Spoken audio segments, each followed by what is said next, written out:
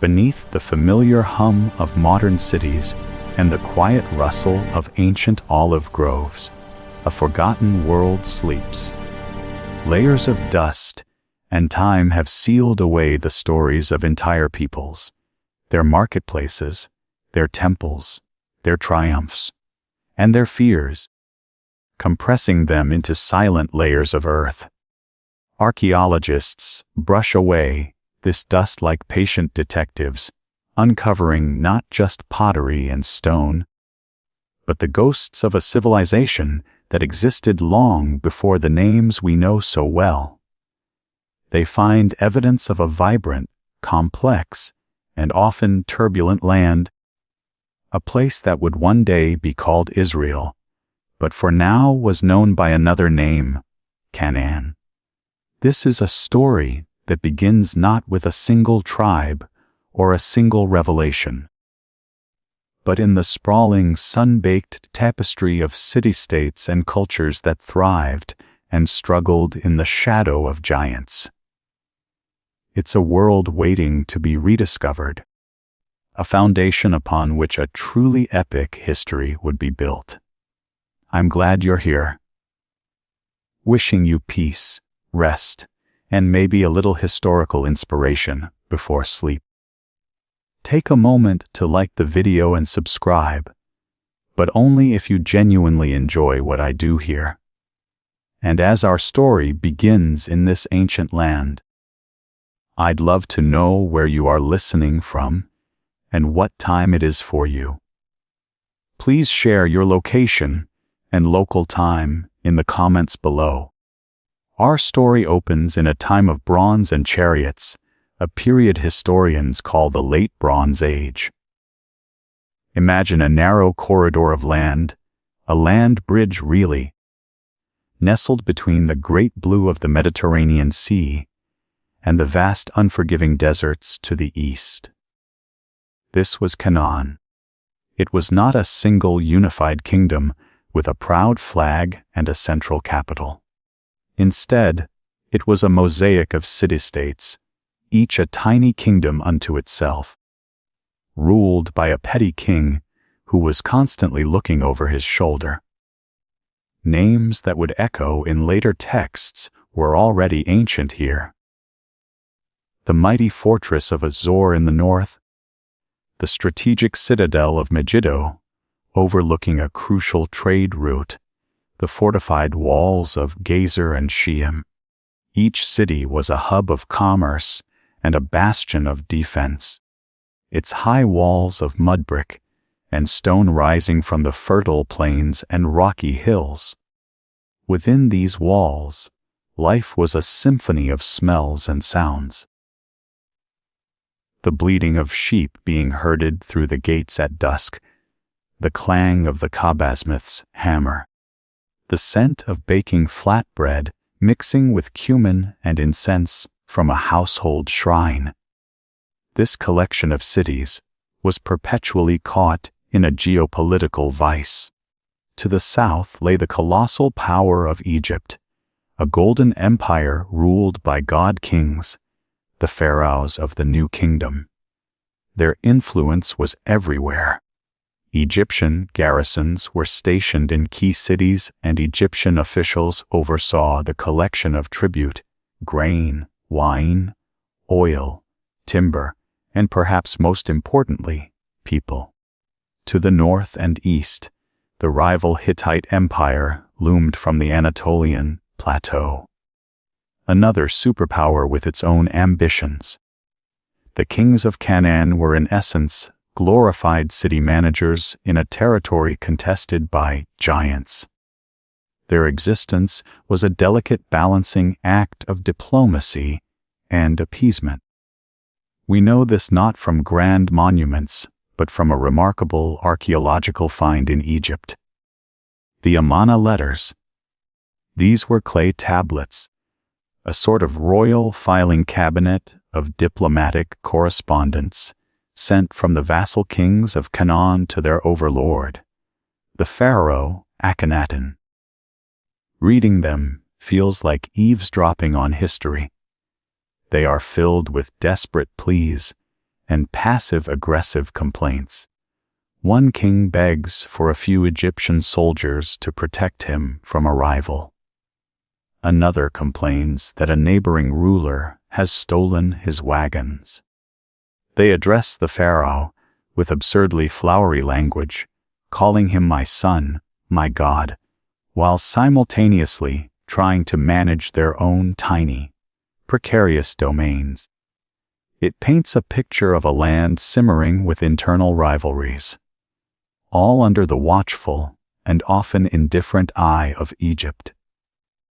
The people living in this land, the Canaanites, were not a single ethnic group, but a collection of related peoples sharing a common culture. They were master craftsmen producing exquisite pottery, intricate ivory carvings, and fine metal work that was traded throughout the eastern Mediterranean. They were farmers, their lives dictated by the rhythm of the seasons. The winter rains that filled the cisterns, and the summer sun that ripened the grapes and olives. And they were deeply religious. Their gods were earthy and elemental, tied to the very forces of nature they depended on. The head of their pantheon was the wise, distant high god El, but the real star of the show was often his son, Baal, the powerful storm god who rode the clouds. Baal was the god of thunder and life, giving rain, and his yearly battle against Mot, the god of death and sterility, mirrored the agricultural cycle of planting and harvest, of life and dormancy. Their worship took place on high places, hilltops crowned with sacred groves or standing stones, and within temples where priests offered sacrifices to ensure the land's fertility. It is a historical irony that much of what we know about Canaanite religion comes from the texts of their eventual successors, the Israelites, who defined themselves in fierce opposition to these very practices. This presents a fascinating historical mystery. How do we reconstruct a culture when its story has been told almost exclusively by its adversaries? We are left to piece together their world from archaeological clues and to read between the lines of texts that sought to erase them. As the 13th century BC wore on, this entire world order began to show signs of decay. The great empires that had guaranteed a tense stability were overextended. The mighty Hittites were weakening, and even Egypt, the eternal kingdom, was beginning to pull back its garrisons and lose its grip on its northern territories. A profound and mysterious disruption was sweeping across the ancient world, an event we now call the Late Bronze Age collapse. Trade routes were severed, cities were burned and abandoned, literacy declined, and from the sea came mysterious raiders known in Egyptian records as the Sea Peoples who toppled kingdoms from Greece to the Levant. The world of the Amarna letters, with its squabbling vassal kings and its Egyptian overlords, was coming to a violent and sudden end. A power vacuum was opening up in the hills of Canaan. Into this chaotic, uncertain world of collapsing empires and crumbling cities, a new people with a new story and a new god were about to emerge. Their origins are one of history's most debated subjects, but their impact would be undeniable. The stage was now set for the patriarchs, the Exodus, and the birth of ancient Israel. Into this fracturing world of weakened cities and receding empires, a new kind of story begins to be told. It is not a story found in the clay tablet archives of kings, nor is it inscribed on grand monuments to commemorate a battle. It is a story carried in the memory, told around campfires under a vast and starry sky. A story that begins not with an army, but with a single family from the east, from the sophisticated, urban world of Mesopotamia. A whisper of a new narrative emerges, one that will eventually root itself in the very hills and valleys of Canaan. This is the era of the patriarchs, a time that feels more like a foundational myth than a precise historical record. Yet, it is so deeply woven into the landscape that to ignore it is to miss the heart of the entire saga. It begins with a man named Abram, a citizen of the bustling city of Ur, a place of towering ziggurats and complex marketplaces near the Euphrates River. The story as it has been passed down is one of radical departure. Abram is called by a voice, a singular unseen God who makes him an astonishing promise. Leave your home, your family, your entire world, and journey to a land I will show you. In return, your descendants will become a great nation, and through you all the families of the earth will be blessed. It was a proposition that defied all logic. In the ancient world, identity was inextricably linked to one's city, one's kin, and one's local gods. To leave was to become a nobody, a vulnerable wanderer at the mercy of strangers. Yet Abram goes with his wife Sarai, his nephew Lot, and all their possessions and flocks. He travels northwest, following the arc of the Fertile Crescent, a semi-nomadic chieftain moving through a world he does not own. He is a stranger in the land of Canaan, a man who dwells in tents on the outskirts of established cities like Shechem and Bethel. Those same cities whose kings were busy writing anxious letters to Pharaoh. His life is one of negotiation and movement, digging wells, finding pasture for his herds, and maintaining a careful distance from the powerful Canaanite lords. This story of Abram, whose name is later changed to Abraham, is punctuated by a series of divine encounters that forge a unique relationship, a covenant. This is not the typical ancient relationship between a human and a deity, one of appeasement and ritual. It is portrayed as a deeply personal, almost contractual agreement. God promises Abraham two things: land and descendants. The promise of land is at this stage purely aspirational, as he owns not a single foot of it, save for a burial plot he purchases for his wife. The promise of descendants seems even more remote, as Sarai, later Sarah, is barren.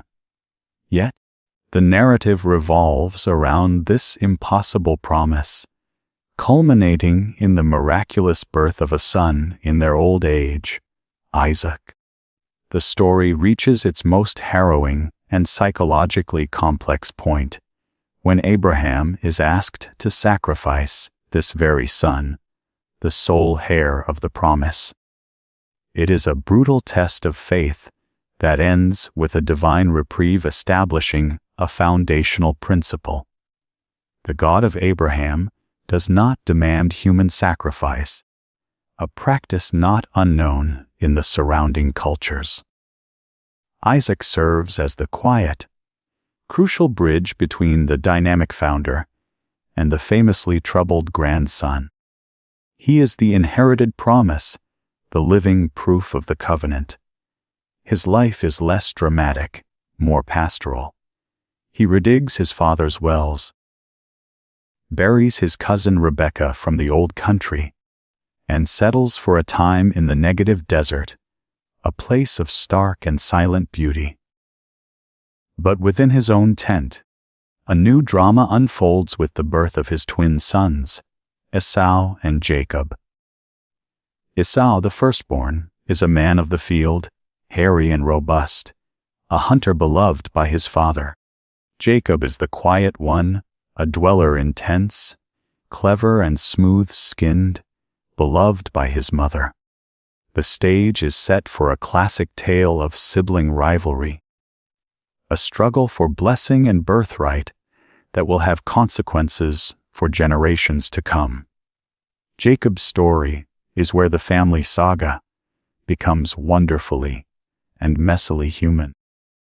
He is a trickster, a suppler who conspires with his mother to deceive his blind and aging father, stealing the primary blessing meant for his older brother.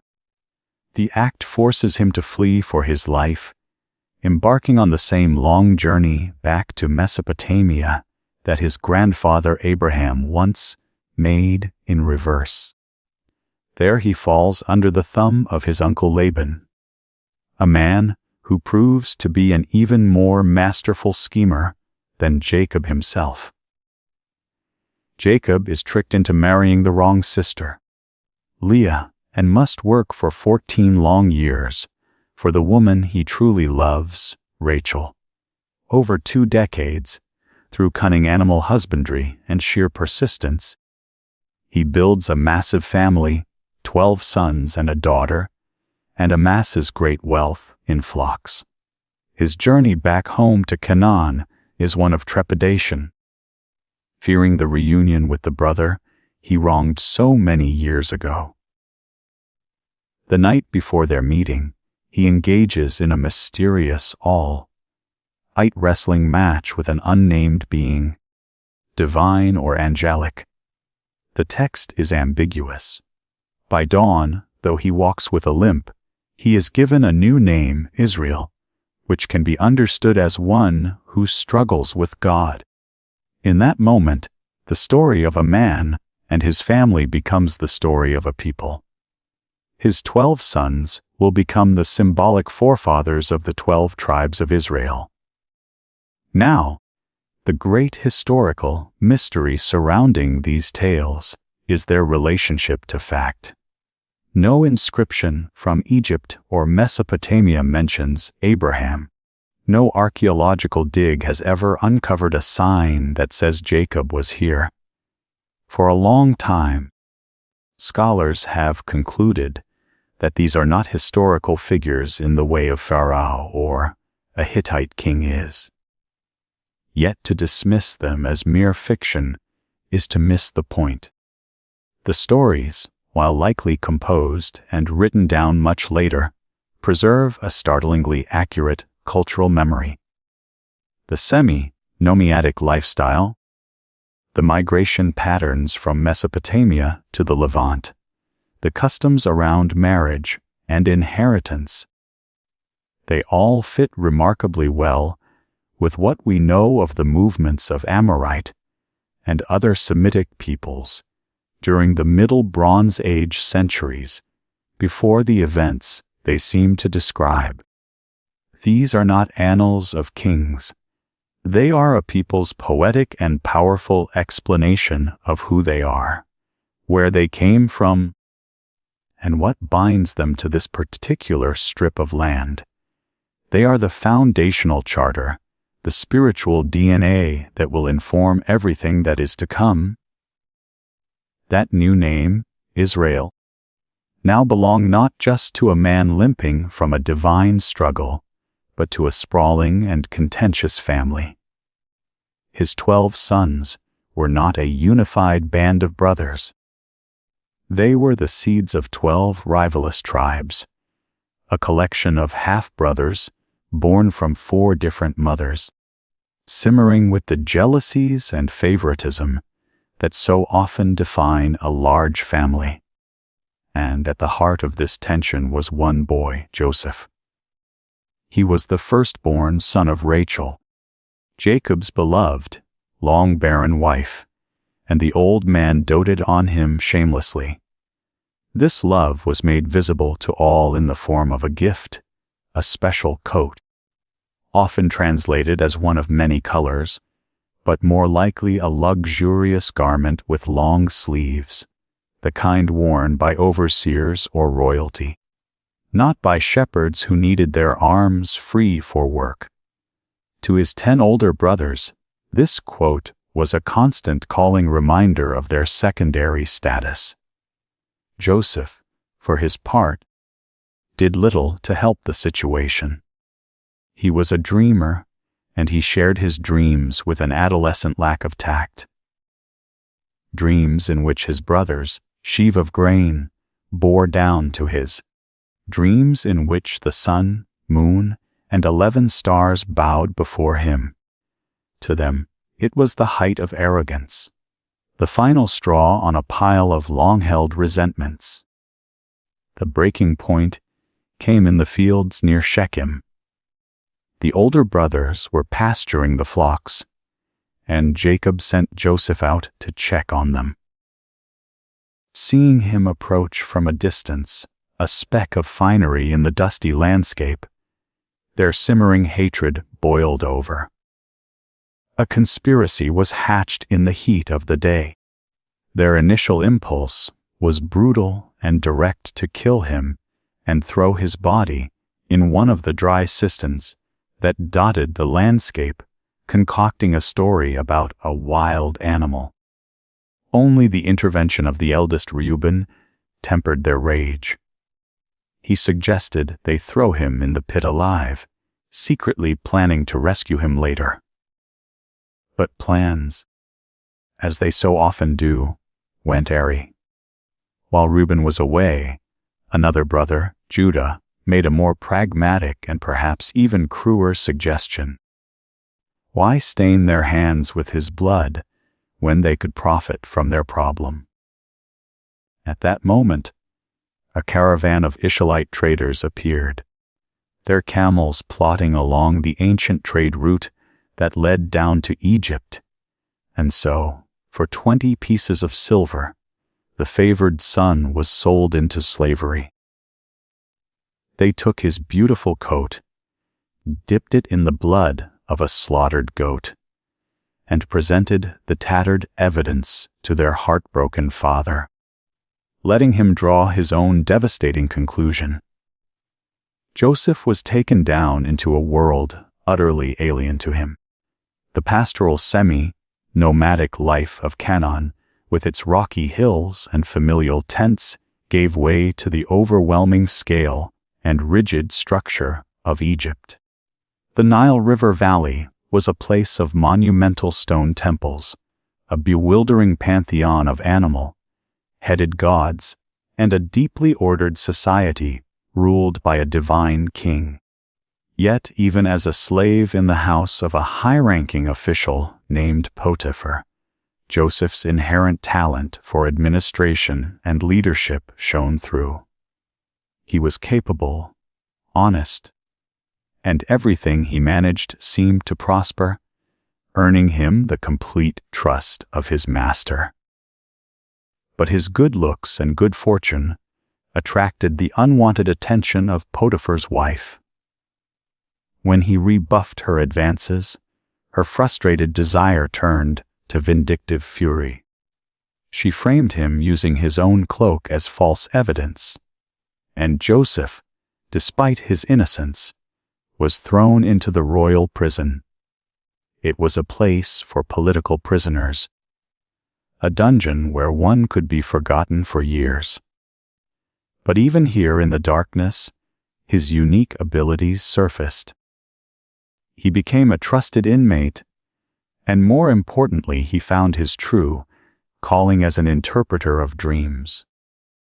He correctly deciphered the visions of 2 of Pharaoh's servants, the chief cup-bearer and the chief baker, predicting the cup-bearer's restoration and the baker's execution. He asked only that the cup-bearer remember him when he was restored to his post. But in the joy of his freedom, the cup-bearer forgot. For 2 more years, Joseph languished in prison until Pharaoh himself began to have troubling dreams. No magician or wise man in the entire kingdom could decipher the visions of 7 fat, healthy cows being devoured by 7 gaunt, sickly ones, or of 7 plump ears of grain being consumed by 7 withered stalks. It was only then that the cupbearer's memory was jolted.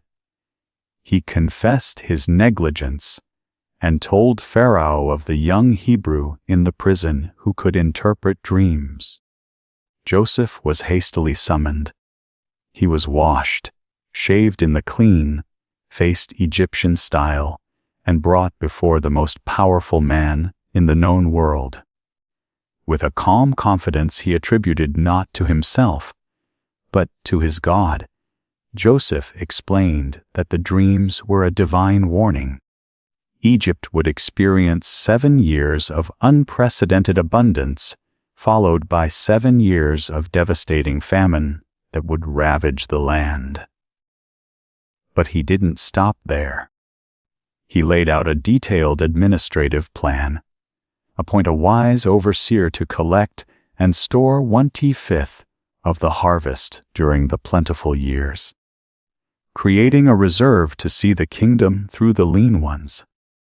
Pharaoh, astounded by this wisdom, looked no further. Joseph, the foreign slave from the dungeons, was elevated to vizier, second in command over all of Egypt.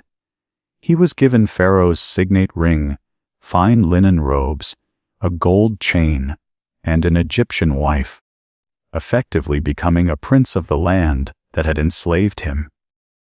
Years passed. The abundance came, and Joseph's storehouses overflowed with grain. Then the famine arrived.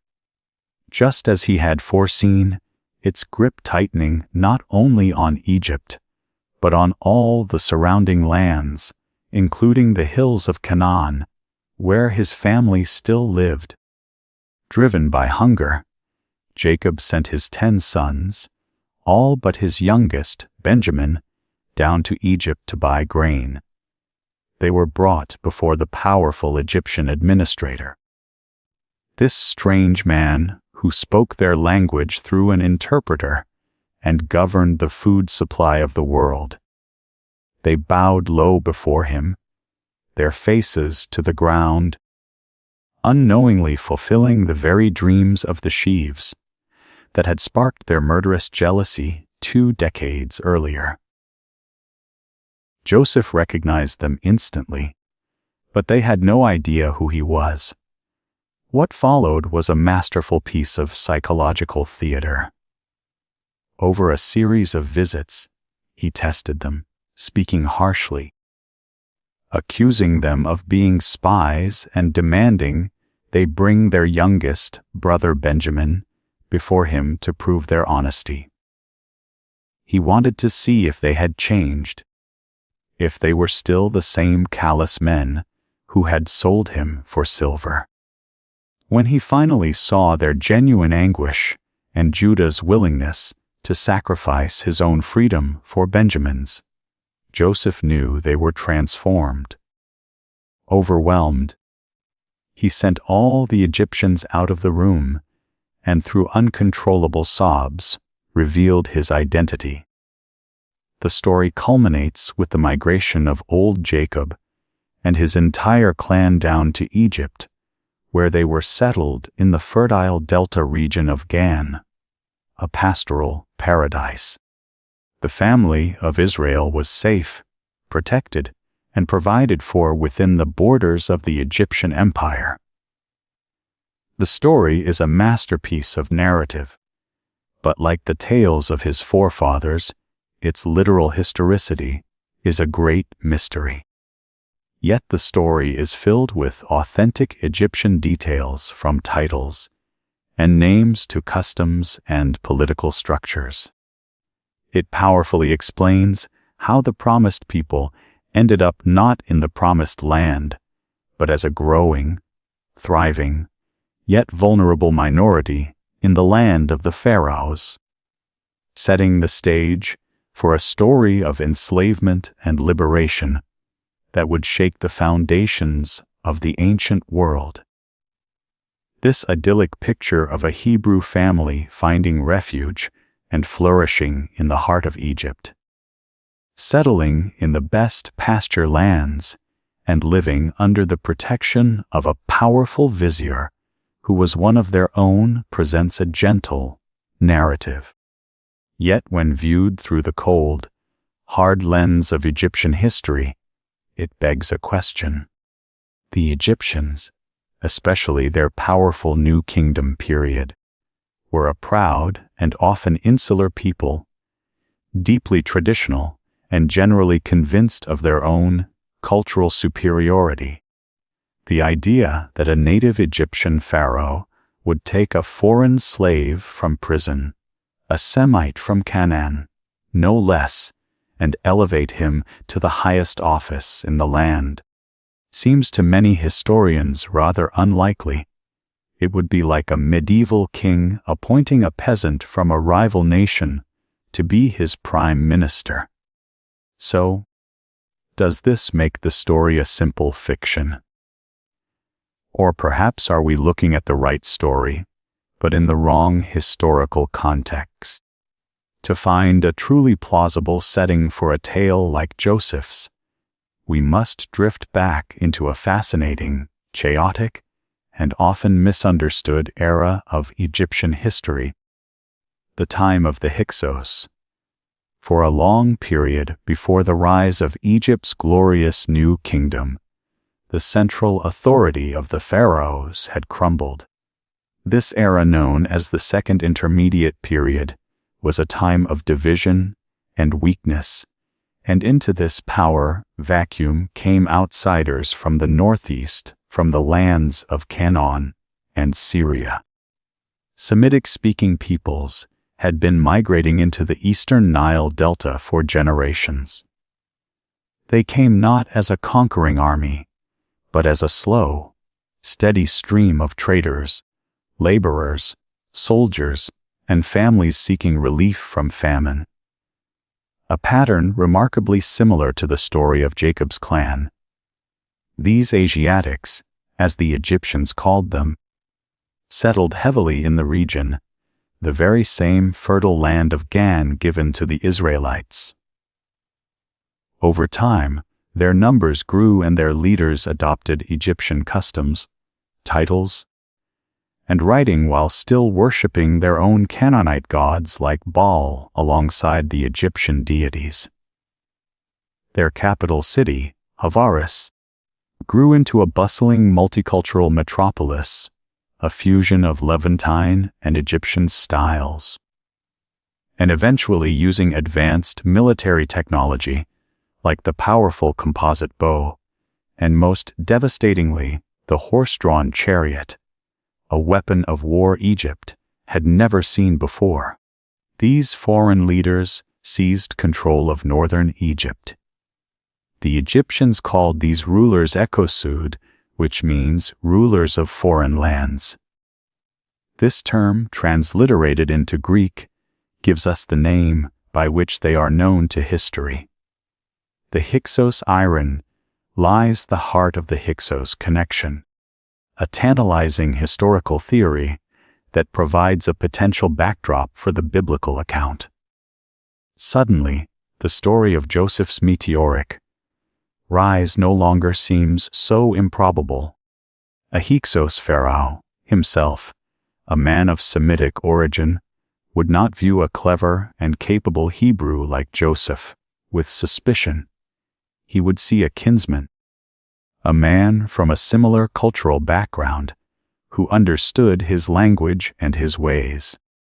The elevation of one Asiatic by another in a court dominated by them becomes not just plausible, but perfectly logical. The friendly welcome extended to Joseph's entire family, and their settlement in the Delta also fits this pattern perfectly.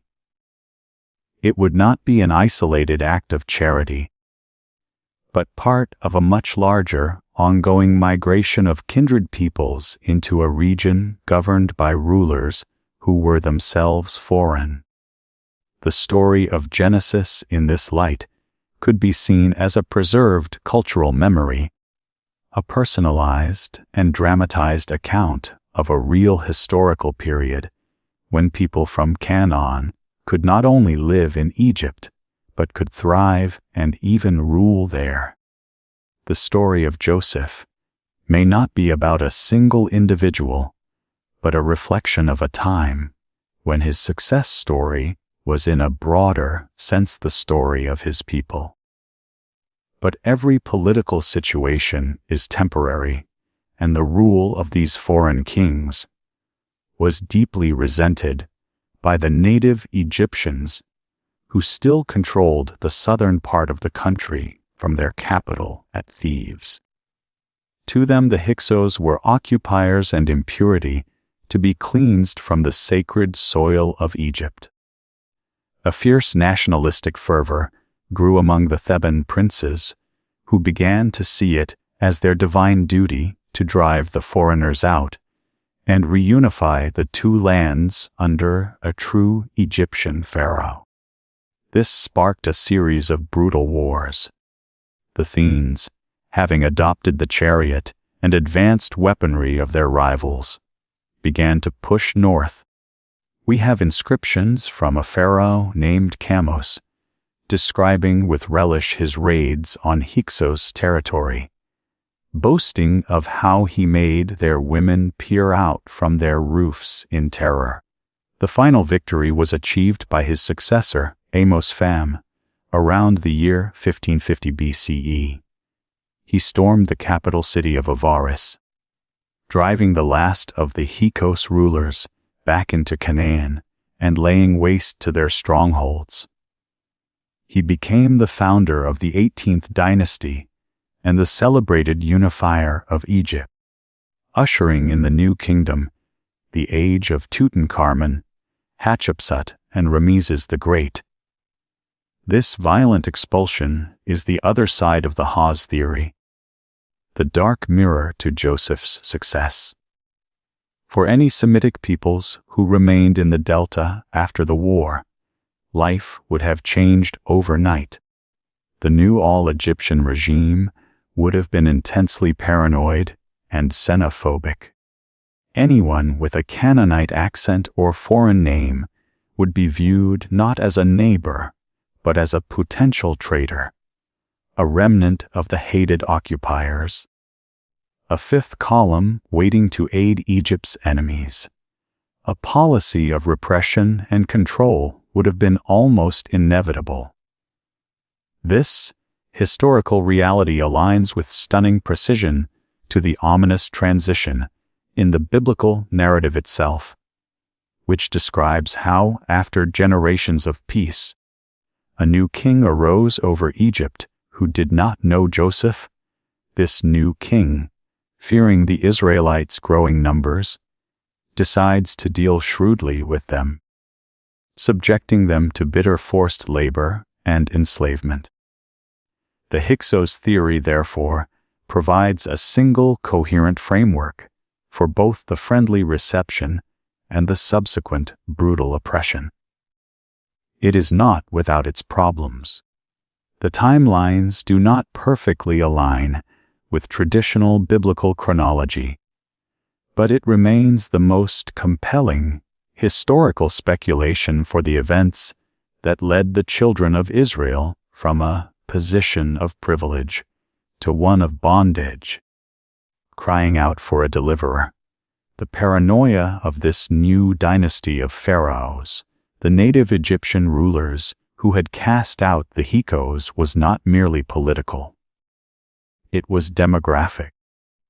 Looking out upon the fertile lands of Gan in their own Nile Delta, they no longer saw a community of useful shepherds and farmers who had been there for generations. They saw a rapidly growing foreign population, an internal threat whose loyalties were suspect. The biblical text captures this fear perfectly. The new Pharaoh observes that the children of Israel are too many and too mighty for us. His fear was that in the event of another war, this large Semitic population might side with Egypt's enemies, becoming a fifth column that could attack from within. And so, a policy of cruel and calculated oppression began. The goal was twofold: to exploit the Israelites as a source of free labor for the state's ambitious building projects, and to break their spirits so completely that their population would wither. The descendants of Jacob were put under the authority of ruthless taskmasters and forced into slavery. Their days were now filled with the backbreaking, monotonous work of making mud bricks and toiling in the fields. The land of Goshen, once a refuge, had become a concentration of forced labor. Its people building the very store, cities Pithom and Ramesses, that would strengthen the empire that was crushing them. Yet a strange and frustrating thing happened from the perspective of the Egyptian court. The plan backfired completely. The more the Israelites were afflicted, the more they seemed to multiply and spread. The brutal labor intended to grind them down failed to curb their growth. This demographic resilience only deepened Pharaoh's fear, driving him toward a darker, more direct solution. If controlling the population through hardship wouldn't work, he would have to stop it at the source. He summoned 2 of the Hebrew midwives, women named Shiphrah and Puah, for a secret meeting. The command he gave them was chilling in its simplicity. As they attended the Hebrew women in childbirth, they were to act as agents of the state. If the baby was a boy, he was to be killed immediately. If it was a girl, she could live. It was a clandestine policy of gender-selective infanticide, a secret war on the future of the Israelite people. But Pharaoh's plan, hatched in the silent halls of power, was undone by the quiet courage of these 2 women. Faced with an impossible moral choice, they chose their conscience over their king. They feared God, the narrative says, and they let the boys live. When a furious Pharaoh demanded to know why his orders were being ignored, they responded with a clever deception, a piece of inspired ethnographic subterfuge. They told him that the Hebrew women were simply too vigorous, giving birth so quickly that the midwives could never get there in time. It was a story that played on Egyptian stereotypes of foreigners as being more rustic and untamed. And, for the moment, it worked. Frustrated by the failure of his covert plan, Pharaoh abandoned all pretense of secrecy. He escalated his genocidal policy into a public decree, a command issued to all his people. Every son born to the Hebrews was to be thrown into the Nile River, the great life-giving artery of Egypt, the source of all fertility and wealth. The sacred highway of the gods was to become a mass grave for Israelite infants. One can only imagine the terror that gripped the community in Gan. Every pregnancy was now a source of dread. Every birth a moment of potential heartbreak. The cries of a newborn son would have to be muffled. His very existence a secret punishable by death. The river that watered their crops and quenched their thirst was now a constant, shimmering reminder of the king's murderous intent. It was in the midst of this darkness, this state-sponsored terror, that a man and a woman from the tribe of Levi defied the decree. A son was born to them, and seeing that he was a beautiful, healthy child, his mother, Jochebed, could not bring herself to obey the law. For 3 months, she hid him, a period of constant nerve-racking tension where every cry could mean discovery and death. But a growing baby cannot be hidden forever. As his lungs grew stronger, the risk became too great, and so with a mixture of desperation and faith, she devised a plan. It was an act of both surrender and defiance. She wove a small basket, a tiny ark out of papyrus reeds, and carefully sealed it with bitumen and pitch to make it waterproof. She placed her son inside and set the basket adrift among the thick reeds along the bank of the Nile, the very river designated as his tomb. His older sister Miriam was posted at a distance, a small, anxious sentinel, watching to see what would become of her brother. The fate of this child now rested in the hands of chance and the currents of the river. The story takes its most dramatic turn when a procession arrives at that very spot. It is Pharaoh's own daughter coming down with her attendants to bathe. She notices the strange basket in the reeds and sends a servant to retrieve it. Opening it, she finds the baby, and he is crying. In that moment, the princess's heart is moved with compassion. She recognizes him immediately as one of the Hebrew children, a condemned child. At that precise instant, Miriam, with astonishing courage and quick thinking, steps out of her hiding place. She approaches the princess and asks, "Shall I go and call a nurse for you from the Hebrew women to nurse the child for you?" The princess agrees, and so Miriam runs to fetch her own mother. In a turn of profound irony, Jochebed is hired and paid by the Egyptian royal house to nurse her own son. The child is saved, protected by the very family that sought to destroy him when he is old enough. He is brought to Pharaoh's daughter and is formally adopted as her son. She gives him the name Moses, explaining that it means, "I drew him out of the water." While the name is given a Hebrew meaning, it is strikingly similar to an Egyptian element in royal names like Thutmose or Ramesses, meaning is born. He would grow up a prince of Egypt, educated in all its wisdom. Yet his origins lay in the slave pits of Gan. This incredible birth story of a hero, concealed in a vessel and set upon a river, is not unique in the ancient world. It bears a remarkable resemblance to the much older birth legend of Sargon of Akkad, the great Mesopotamian king. But this echo of myth doesn't diminish its power.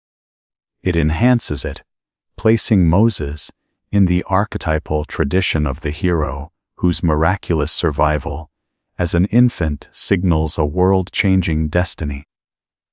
To grow up a prince of Egypt with the secret knowledge of being a Hebrew slave must have been a profoundly disorienting experience. Moses was a man of two worlds, fluent in the language and customs of the royal court, yet bound by blood to the suffering people in the mud pits of Gan. He was raised with privilege, but his identity was rooted in oppression. The narrative is silent on his childhood. But as a young man, this internal conflict finally erupted into action. He went out to see his kinsmen, to witness their burdens firsthand. He saw an Egyptian taskmaster mercilessly beating a Hebrew slave. And something within him, a lifetime of suppressed rage and divided loyalty, snapped. Looking around and seeing no one, he struck the Egyptian down and buried his body in the sand. It was a rash, violent act. The decision of a moment that would change his life forever. The next day, he discovered his secret was not safe. When he tried to intervene in a fight between two Hebrews, One of them threw the deed back in his face. "Who made you a prince and a judge over us? Do you mean to kill me as you killed the Egyptian?" The word was out. Realizing that Pharaoh would surely execute him for his crime, Moses fled, abandoning his title, his adopted family, and his entire life as a prince of Egypt. He ran east deep into the Sinai wilderness, a fugitive with nothing but the clothes on his back. His flight led him to the land of Midian, a desert region inhabited by semi-nomadic tribes. Here the former prince became a shepherd, a common wanderer. He found a new life marrying Zipporah, the daughter of a local priest named Jethro, and for 40 years he lived in this quiet exile. This was a long and transformative period of unlearning. The arrogance and impatience of the Egyptian court was slowly burned away by the desert sun. The complex politics of the palace were replaced by the simple, enduring rhythms of the wilderness. Finding water, protecting the flock from predators, navigating by the stars, he learned the silence of the mountains and the patience of a shepherd. The man who had once tried to solve injustice with his own hands was being reshaped into something else entirely. Humbled and weathered by the solitude of the desert. It was during this long, quiet season of his life that the divine call came not in a temple or a grand ceremony, but in the desolate emptiness of the back country. While leading his flock near the base of Mount Horeb, the mountain of God, he saw a strange and mesmerizing sight. A desert bush was engulfed in flames. Yet it was not burning up. Its leaves were not turning to ash. Its branches were not consumed. Drawn by curiosity, he approached, and a voice called to him from the heart of the fire. It was the voice of the God of his ancestors, the God of Abraham, Isaac, and Jacob, who had seen the suffering of the enslaved Israelites in Egypt, and had now come to deliver them. Moses was given his commission, a task that seemed not just impossible, but absurd. He was to go back to the very place he had fled, confront the mighty Pharaoh, and lead the Hebrew people out of bondage. Moses, no longer a self-assured prince, but a humble shepherd, was terrified.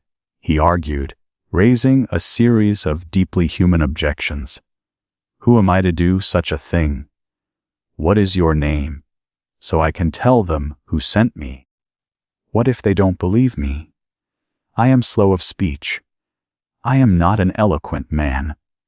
Please send someone else." For each objection, the voice in the fire offered reassurance, signs, and a partner. His more articulate older brother, Aaron, would be his spokesman, and he was given a name for God, a mysterious and sacred name revealed as Yahweh, translated as, "I am who I am," or perhaps "I will be what I will be," the name of a God defined not by a statue or a place, but by active dynamic presence. Reluctantly, Moses returned to Egypt. With Aaron at his side, he went before Pharaoh and delivered the divine command, a simple but revolutionary message. "Thus says Yahweh, the God of Israel, let my people go." Pharaoh, a man who considered himself a god on earth, was neither impressed nor intimidated. His response was one of pure contempt. "Who is Yahweh that I should obey his voice and let Israel go?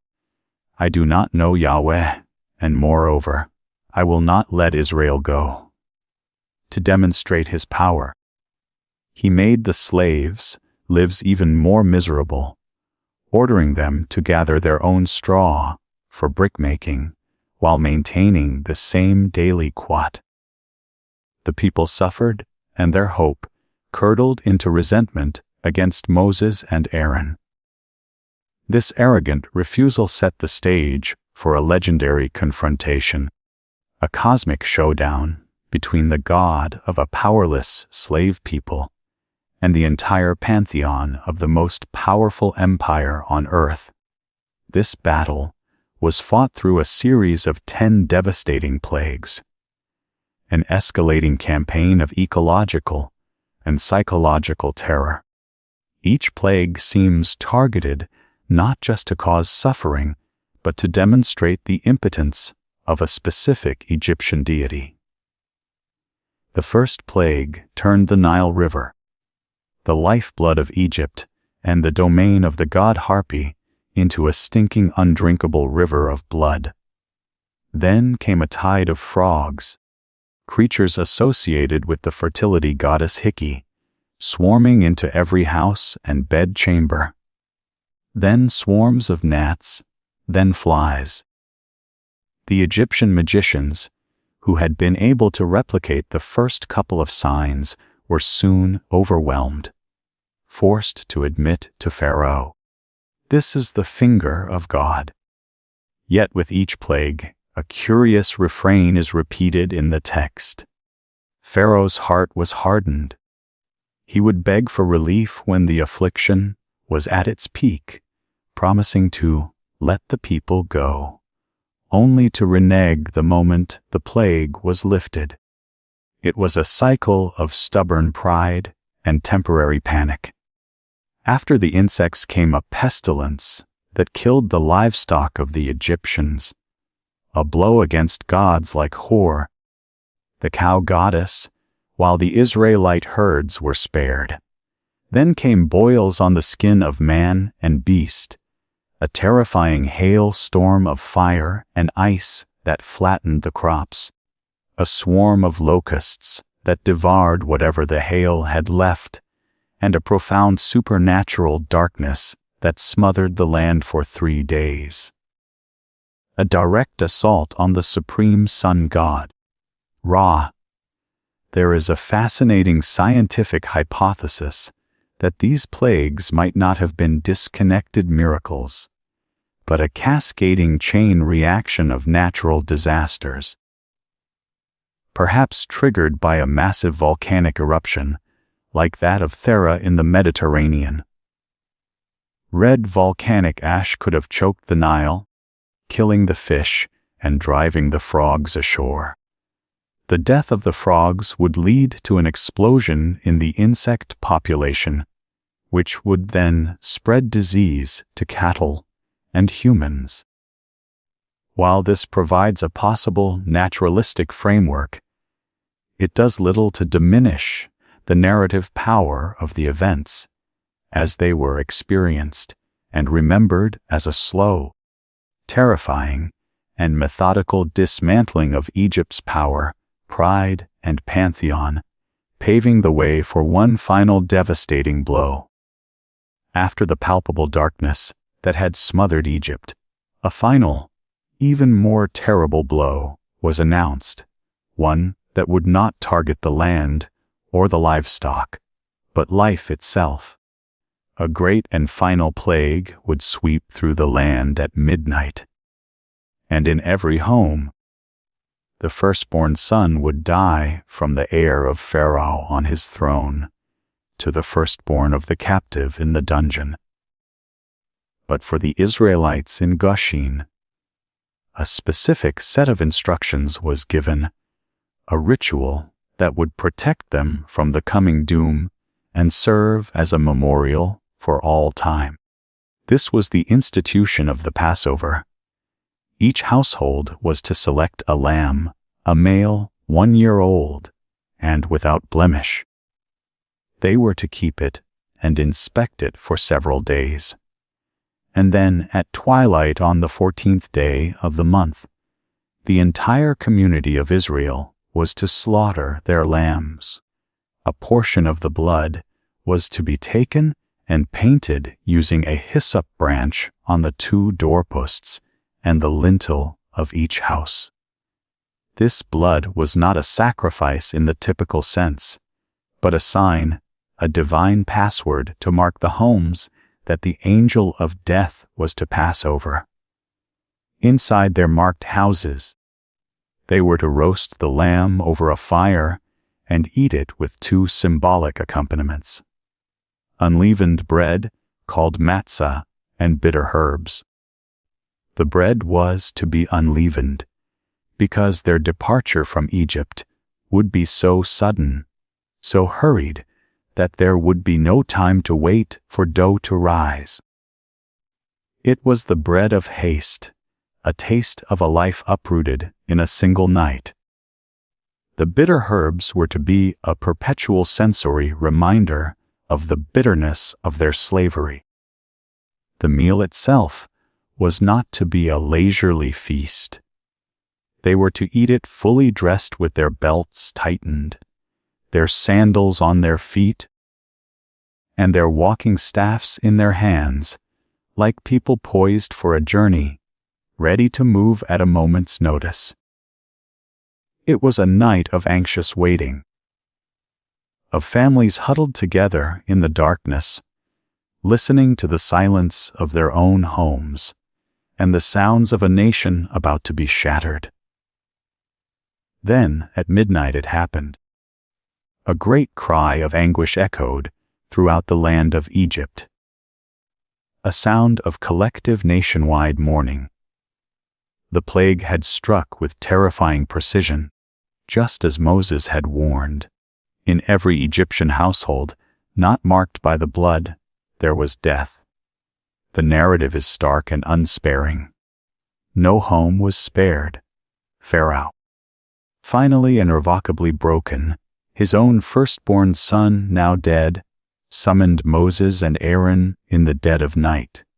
All his pride, his stubbornness, and his claims to divinity were gone, replaced by the desperate plea of a grieving father. He did not just permit them to go. He begged them to leave, to take their people, their flocks, their herds, and anything else they wanted, and to be gone by morning. "Go," he said, "and bless me also." The terror among the Egyptian people was so great that they urged the Israelites to leave, pressing upon them gifts of silver, gold, and clothing, not out of generosity, but out of a desperate fear that if this strange people stayed one moment longer, all of Egypt would be dead. What followed was not a neat and orderly military procession, but the chaotic, hurried, and immense migration of an entire people. Hundreds of thousands of men, women, and children, a mixed multitude of souls, poured out of Goan and Ramesses, carrying their unleavened dough in kneading bowls, wrapped in their cloaks upon their shoulders. They were guided on their journey by an astonishing sight: a pillar of cloud that led them by day, and a pillar of fire that gave them light by night. They were no longer slaves, but they were not yet a nation. They were a vast column of refugees moving out into the unknown. Their destination a promised land they had only heard about in ancestral stories. But their oppressor was not yet finished with them. As the initial shock and grief wore off in the Egyptian court, Pharaoh's resolve hardened one last time. Regret and wounded pride took hold. He had lost his son, and now he was losing his entire slave labor force. He marshaled the best of his army, 600 elite chariots, and all the other chariots of Egypt, and set out in furious pursuit. The Israelites, meanwhile, had made their way to the edge of a large body of water. The Hebrew name for this location is Yamsuf, which translates not to Red Sea, as it is commonly known, but to the Sea of Reeds. This distinction is crucial, suggesting not the deep, open ocean, but a series of shallower marshy lakes that once existed in the northern part of Egypt between the modern Suez Canal and the Mediterranean. It was here, with this impossible, greedy sea before them, and the dust cloud of pharaohs approaching chariots behind them, that the people were trapped.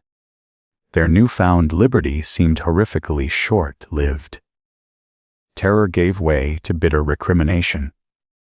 They cried out against Moses, saying, "Was it because there were no graves in Egypt that you brought us to the desert to die?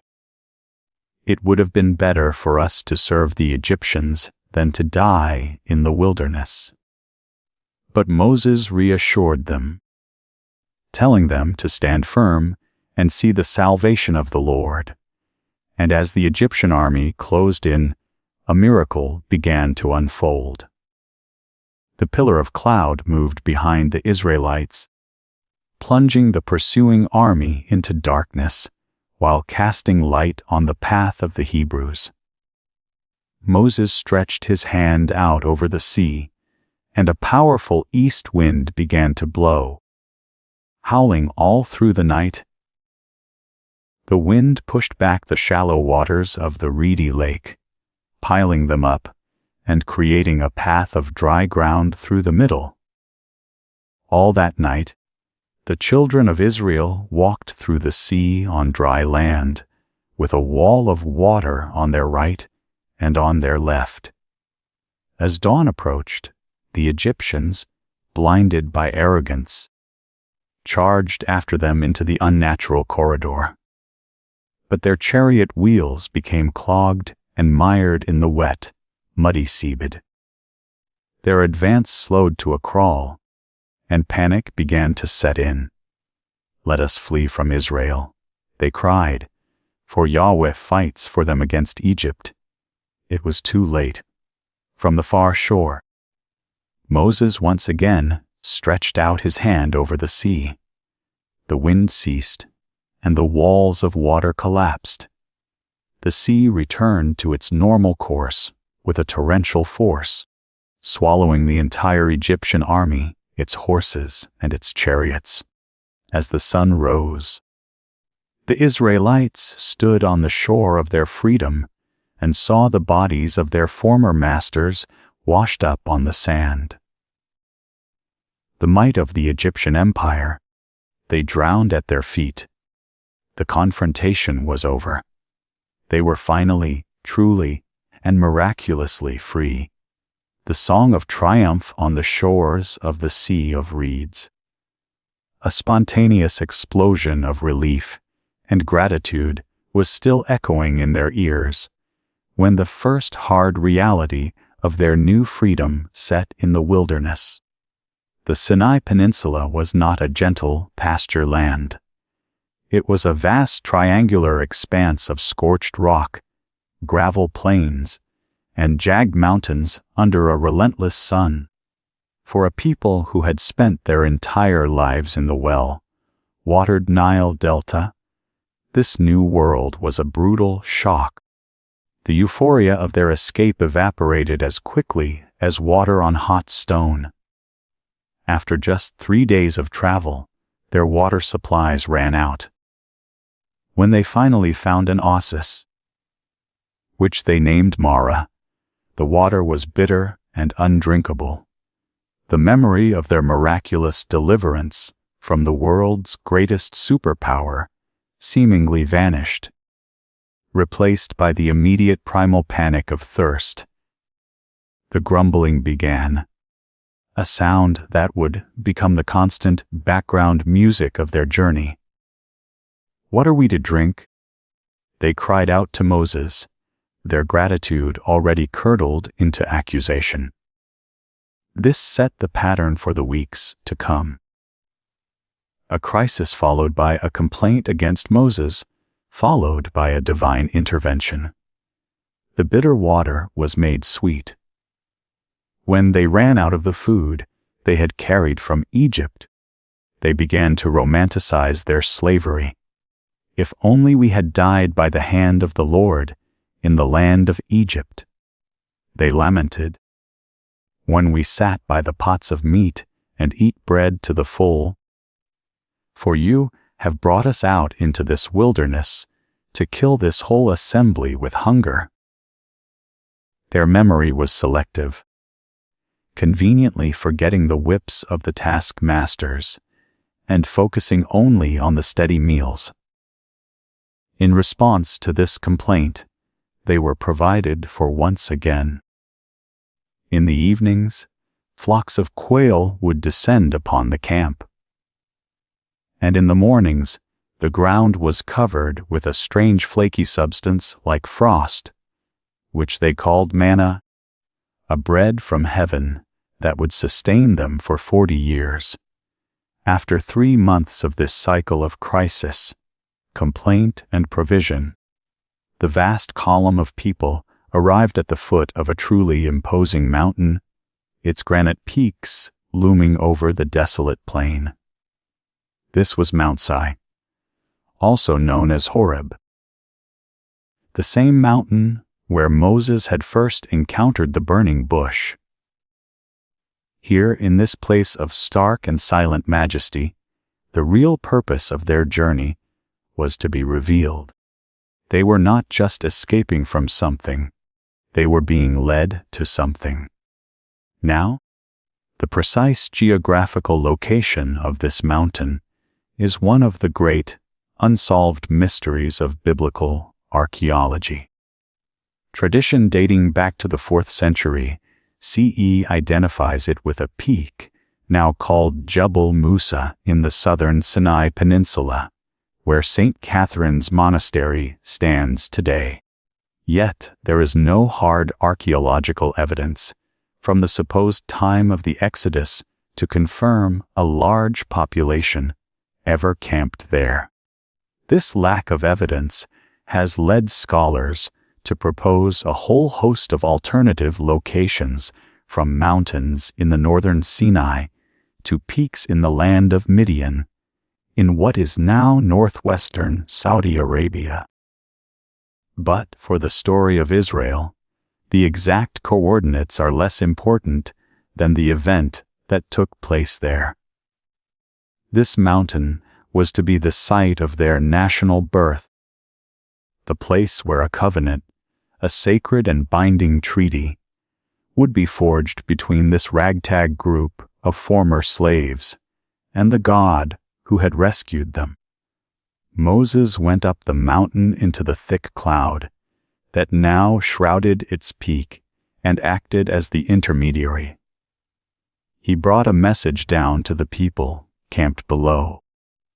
If they would obey God's voice and keep his covenant, they would become his treasured possession out of all the peoples on earth, a kingdom of priests and a holy nation. The people still in the shadow of their recent deliverance readily agreed. All that the Lord has spoken, we will do. With this acceptance, they were told to prepare for a direct encounter with the divine. They were to wash their clothes and consecrate themselves for 3 days. Boundaries were to be set up around the base of the mountain, and they were warned that anyone, man or beast, who even touched it would be put to death. A palpable sense of awe and dread descended upon the camp. On the morning of the 3rd day, the air itself seemed to change. A heavy cloud fell upon the mountain. There were peals of thunder and brilliant flashes of lightning. And then came a sound, a piercing, impossibly loud blast from a chofir, a ram's horn that grew louder and louder until the entire camp of people trembled with fear. The mountain itself appeared to be on fire, wreathed in smoke like the smoke of a kiln, and it quaked violently. The people, terrified by this overwhelming sensory assault, this display of raw, untamed power, could not bear it. they shrank back from the boundaries and begged Moses, "You speak to us, and we will listen. But do not let God speak to us, or we will die." They had come face to face with the terrifying otherness of the divine, and they knew they needed a mediator to stand in the gap. It was in this context of awe and terror that the law was given. With the people watching from a safe distance, Moses received the terms of the covenant, the constitution of their new nation. The heart of this covenant, its unforgettable preamble, was the Decalogue, the 10 Commandments. These were not just a random list of rules, but the fundamental principles for a new kind of society, one founded on a relationship with this specific God. The first 4 commandments established the nature of that exclusive relationship. "You shall have no other gods before me." For it was Yahweh alone who brought them out of Egypt. "You shall not make for yourself a carved image or idol." For this God could not be contained or manipulated in a physical form. "You shall not take the name of the Lord your God in vain, using it for empty purposes. And you shall remember the Sabbath day, to keep it holy, a day of rest that broke the relentless cycle of labor they had known in Egypt." The remaining 6 commandments then laid out the blueprint for their relationships with one another, the horizontal dimension of the covenant. "Honor your father and mother. You shall not murder. You shall not commit adultery. You shall not steal. You shall not bear false witness against your neighbor. You shall not covet anything that belongs to your neighbor." These were the foundational pillars of a just and stable community, a society that could function in freedom rather than under the whip of a taskmaster.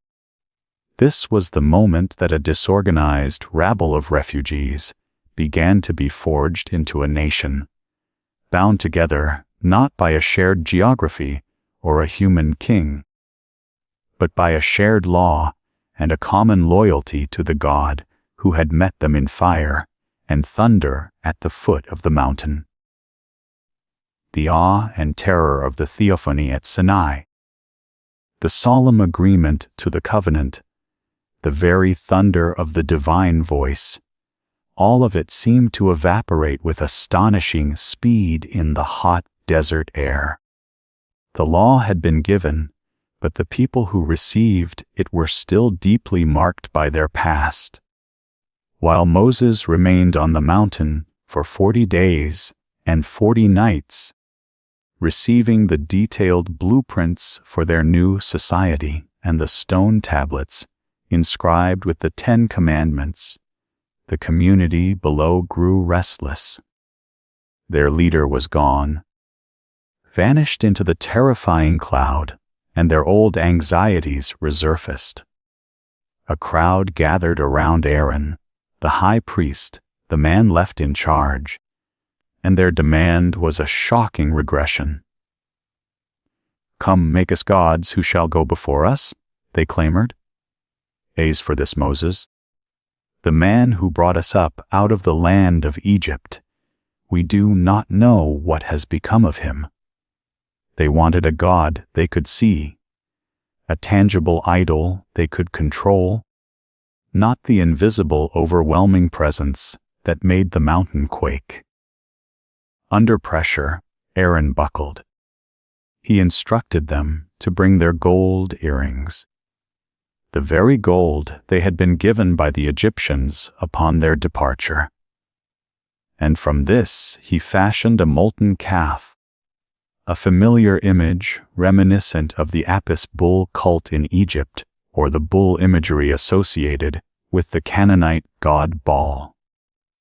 When the people saw it, they proclaimed, "These are your gods, O Israel, who brought you up out of the land of Egypt."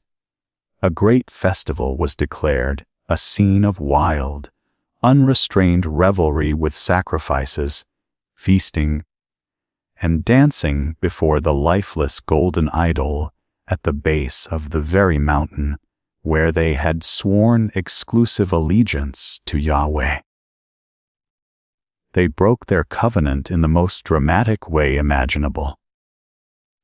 At that moment, Moses descended from the mountain, his face radiant from his time in the divine presence, the 2 stone tablets in his hands.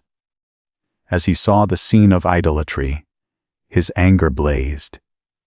He hurled the tablets to the ground, shattering them at the foot of the mountain. A powerful symbolic act showing that the covenant so recently made was now broken. After a grim period of judgment and reconciliation, the covenant was renewed. But the incident of the golden calf revealed a deep, seated spiritual immaturity that would continue to plague the Israelites. They eventually broke camp at Sinai, and after a long journey arrived at an oasis on the southern border of Canaan called Kadesh Barnea. They were at the very threshold of the Promised Land. The goal of their entire journey was finally within reach. From here, Moses sent out a reconnaissance team of 12 spies, one leader from each of the 12 tribes to scout out the land and its inhabitants. For 40 days, they traveled through Canaan from the southern Neg desert up to the northern reaches. They saw for themselves that it was everything they had been promised. They returned to the camp carrying a cluster of grapes, so large it had to be carried on a pole between 2 men. A testament to the extraordinary fertility of the land. It certainly does flow with milk and honey, they reported, confirming the ancient promise. But then the report took a dark turn. 10 of the spies, overwhelmed by fear, began to speak of the obstacles. The cities were heavily fortified with walls, reaching up to the sky, and worse. The inhabitants were powerful and immense descendants of the giant Anakim. Their report concluded with a statement of utter despair. We are not able to go up against the people, for they are stronger than we are, and we seem to ourselves like grasshoppers. And so we seem to them. Only 2 of the spies, Caleb of the tribe of Judah and Joshua of the tribe of Ephraim, offered a dissenting voice. They urged the people to have courage, insisting that if the Lord was with them, they could certainly take the land. But their words were drowned out by a wave of collective hysteria. The pessimistic report from the majority ignited the people's deepest insecurities. All that night, the sound of weeping and wailing filled the camp. Their fear morphed into outright rebellion. Once again, they romanticized their suffering in Egypt and turned on their leaders. Would that we had died in the land of Egypt, or would that we had died in this wilderness? They cried, "Let us choose a new leader and go back to Egypt." It was the ultimate act of faithlessness. After witnessing the 10 plagues, the parting of the sea, and the daily provision of manna, they chose to trust the fearful report of 10 men over the promise of the God who had delivered them. At the very border of their destination, they refused to enter. This rebellion at Kadesh Barnea was the point of no return. The divine judgment was swift and severe. The entire generation that had come out of Egypt, all those 20 years old and upward, who had seen the miracles and still refused to trust, would be barred from entering the promised land. their wish to die in the wilderness would be granted. They were sentenced to wander for 40 years, a year for each day the spies had scouted the land until every last one of them had perished. Their children, the very ones they claimed would be taken as plunder by the Canaanites, would be the ones to inherit the promise. But only after growing up in the harsh discipline of the desert of that entire adult generation, only the two faithful spies, Joshua and Caleb, would live to cross the Jordan. Thus began the long, monotonous, and transformative period of wandering. The 40 years were not a time of linear progress, but of aimless drifting, a long, painful holding pattern. They were a generation under a death sentence, and their time in the desert was a furnace designed to purge them of their slave mentality, their fear, their dependency, their chronic complaining, and to forge their children into a tougher, more resilient people. The narrative highlights further rebellions like that of a man named Korah, who led an uprising against the leadership of Moses and Aaron, only to be swallowed up by the earth. It was a period of slow generational change. A new generation grew up who had no memory of Egypt. Their entire reality was the wilderness. Their daily bread was the mysterious manna. Their only guide was the pillar of cloud and fire. Their law was the law received at sea. The historical reality of these wanderings is much like the Exodus itself, debated by archaeologists. The biblical number of over 600,000 men is seen by most scholars as impossibly large for the Sinai ecosystem to support. Such a massive group would have left behind extensive archaeological evidence. Yet none has ever been found.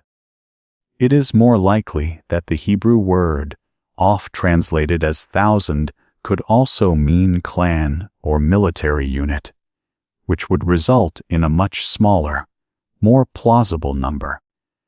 But regardless of the precise numbers or the ability to trace their campsites, the story of the 40 years became Israel's defining national memory of failure, judgment, and grace. A long, difficult boot camp that was necessary to transform a generation of slaves into a nation ready for conquest. As the 40th year in the wilderness drew to its close, the sentence passed at Kadesh Barnea was fulfilled. An entire generation lay buried in the desert sands. Their story a testament to the tragic consequences of fear and faithlessness. A new generation forged in the discipline of the desert now stood poised on the plains of Moab, east of the Jordan River, ready to claim the promise their parents had forfeited. But before they could cross, their iconic leader Moses, the man who had confronted Pharaoh, received the law from God and guided them for 4 decades, had to say his farewell. He too was part of that first generation and was forbidden from entering the land. He gathered the people and delivered a series of powerful final speeches, a retelling of their journey and a passionate restatement of the covenant, a collection of addresses that would become the book of Deuteronomy. Then he formally laid his hands on his chosen successor Joshua, a man who had stood with him since the beginning and who, along with Caleb, had been one of the 2 faithful spies. With his work complete, Moses ascended Mount Nebo, and from its peak he looked out across the Jordan Valley and saw spread before him in the distance the length and breadth of the promised land. He saw the rolling hills, the fertile plains, and the Dead Sea shimmering in the haze. After seeing the promise with his own eyes, he died there alone with God, his final resting place unknown. The period of wandering was over. A new era, an era of conquest, was about to begin under a new leader. Joshua's leadership style was immediately different from that of Moses. He was not a prophet or a lawgiver, but a military commander, a strategist. His first move was to gather intelligence. He secretly dispatched 2 spies across the Jordan River to reconnoiter the first and most formidable obstacle in their path: the ancient and heavily fortified city of Jericho. Jericho was one of the oldest cities in the world, a strategic ISIS city that controlled the main approach into the hill country of Canaan. The spies slipped into the city and found refuge in the most unlikely of places: the house of a prostitute named Rahab, whose home was built into the city's outer wall. The king of Jericho soon learned of their presence and sent soldiers to capture them. But Rahab, in a remarkable act of defiance and faith, hid them under stalks of flax drying on her roof. She then explained her actions. "The people of Jericho," she said, "were paralyzed with fear. They had all heard the stories of what the God of Israel had done to the Egyptians at the Sea of Reeds, and to the Amorite kings east of the Jordan. She had come to believe that this God was the true God of heaven and earth. She made a pact with the spies. In exchange for her help, they were to spare her and her entire family when the city was taken. They agreed, instructing her to hang a scarlet cord from her window as a sign, a marker of safety that eerily echoed the blood on the doorposts in Egypt. She then helped them escape through her window, and they returned to Joshua with a crucial piece of information. The land was ripe for the taking, its inhabitants already defeated by fear. With this intelligence in hand, Joshua prepared the people to cross the Jordan River.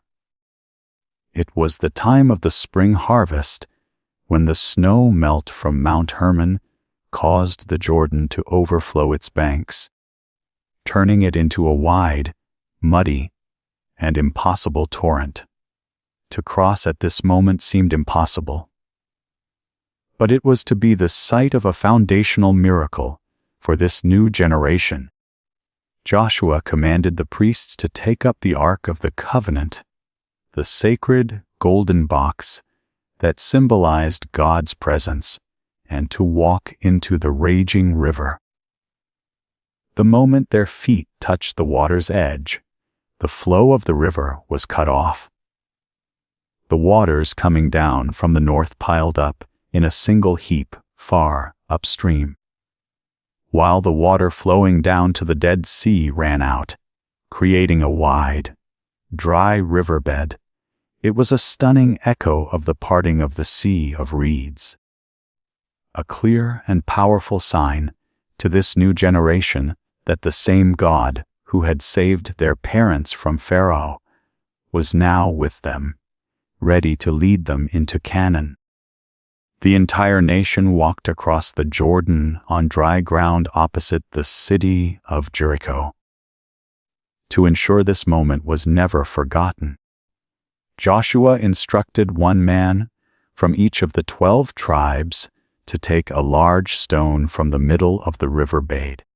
These 12 stones were set up as a memorial at their first campsite in the new land, a permanent physical reminder of their miraculous entry. Now inside the promised land, they faced the walls of Jericho. But the strategy for capturing the city was to be one of the strangest in the annals of military history. there would be no siege engines, no battering rams, no scaling ladders. The battle plan was a ritual of psychological and spiritual warfare. For 6 days, the Israelite army, led by 7 priests carrying ram's horns and the Ark of the Covenant, was to march around the city one time. They were to do so in complete and utter silence, the only sound being the mournful, continuous blast of the chofir. One can only imagine the unnerving effect this had on the people watching from Jericho's walls. This silent, relentless circling of an entire army day after day. Then, on the 7th day, the instructions changed. They were to circle the city not once but 7 times. On the final circuit, the priests were to blow a long, sustained blast on their horns. And at that signal, the entire army was to break its weak, long silence and let out a single massive war cry. The people followed the commands precisely. And as the final trumpet blast sounded, and the great shout went up from the throats of the assembled nation, the seemingly impregnable walls of the city collapsed. The deck says they fell down flat, allowing the Israelite soldiers to charge straight into the now defenseless city. Here, however, we encounter one of the most significant and perplexing conflicts between the biblical narrative and modern archaeology. Decades of excavations at the site of ancient Jericho have failed to find evidence of a walled city that was destroyed in the late Bronze Age. The time in the conquest is traditionally dated. The massive defensive walls that have been unearthed belong to a much earlier period and were already in ruins long before Joshua's time. This archaeological silence presents a profound mystery. Is the story a later tale created to explain the ancient ruins? Was the biblical Jericho at a different undiscovered location? Or are there other factors we don't yet understand? Whatever the historical reality, the story of Jericho became Israel's foundational story of conquest, a victory won not by military might, but by obedience and faith in a God who could bring down walls with a shout. The spectacular fall of Jericho was followed by a series of campaigns that broke the back of the organized Canaanite resistance in the Central Hill Country. But the conquest under Joshua was not a clean sweep, not a total and complete displacement of every Canaanite from the land. The reality, as even the biblical text makes clear, was far messier.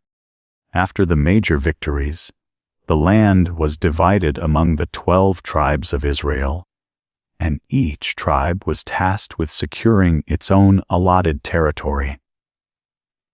Many of the most powerful Canaanite strongholds, especially in the fertile plains and along the coast, were never taken. The Israelites were primarily successful in settling the more sparsely populated Central Hill Country. This has led to a long and fascinating debate among historians and archaeologists. The traditional narrative, often called the conquest model, envisions a swift, unified military invasion. But the archaeological record does not show a widespread uniform layer of destruction across Canaanite cities during this period. This has given rise to other theories. The peaceful infiltration model suggests that the early Israelites were nomadic or semi-nomadic peoples who gradually settled in the highlands, largely avoiding conflict with the city-states in the plains.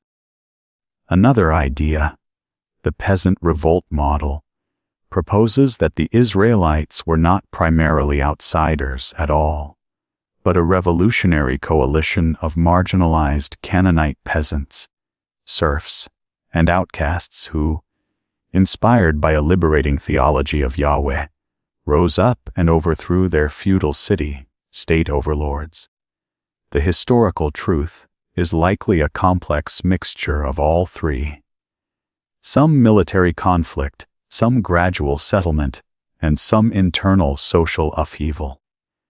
Whatever the precise process of their settlement, after the death of Joshua and his generation, Israel entered a new and turbulent era.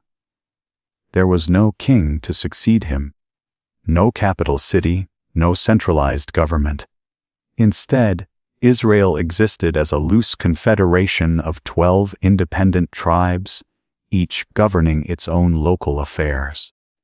Their only official bond was their shared history of the Exodus and their covenantal allegiance to Yahweh, whose presence was symbolized by the Ark of the Covenant, which rested at a central shrine in a town called Shiloh. This decentralized structure, something like a league of allied clans, could be effective when the tribes worked together, but it left them dangerously vulnerable when they did not. Without a standing army or a unified command, they were susceptible to being picked off one by their more organized neighbors.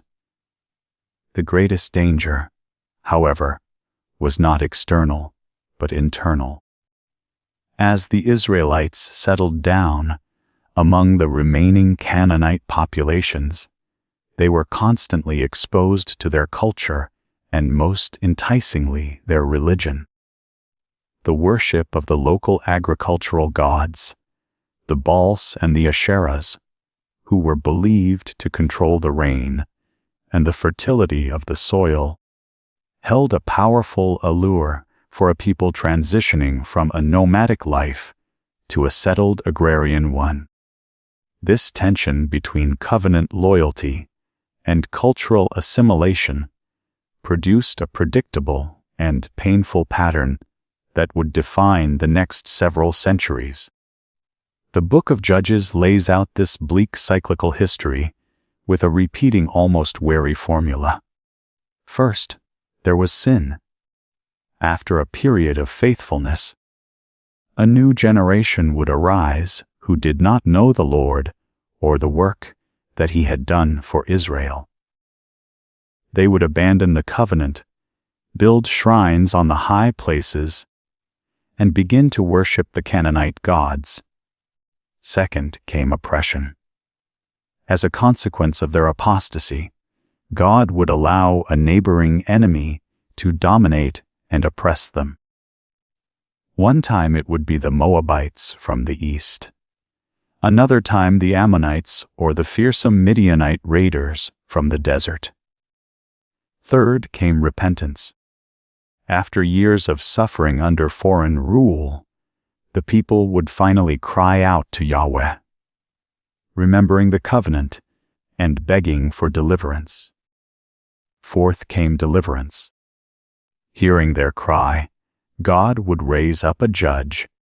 A judge in this context was not a black-robed official in a courtroom, but a charismatic military and spiritual leader, often an unlikely hero from a humble background, who was empowered by God's Spirit to rally the tribes and throw off the yoke of the oppressor. Finally, after the victory, there would be rest. The land would have peace, but only for as long as that judge lived. Once the hero died, the people would inevitably forget the lesson, slide back into idolatry, and the whole dreary cycle would begin again. The stories of these judges are some of the most vivid and earthy in the entire biblical narrative. There was Deborah, a prophetess, and the only female judge who would sit under a palm tree and dispense wisdom. When the Israelites were being crushed by the Canaanite king Jabin and his commander Sisera, who possessed 900 iron chariots, she summoned a timid general named Barak and commanded him to lead an army of 10,000 men into battle.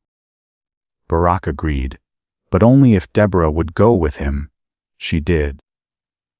And in a stunning victory, a sudden downpour turned the battlefield into mud, neutralizing the Canaanite chariot advantage and leading to a complete rout of Sisera's forces. Later, when the Israelites were being impoverished by years of devastating raids from the Midianites, who would swarm in like locusts at harvest time, an angel of the Lord appeared to a young man named Gideon.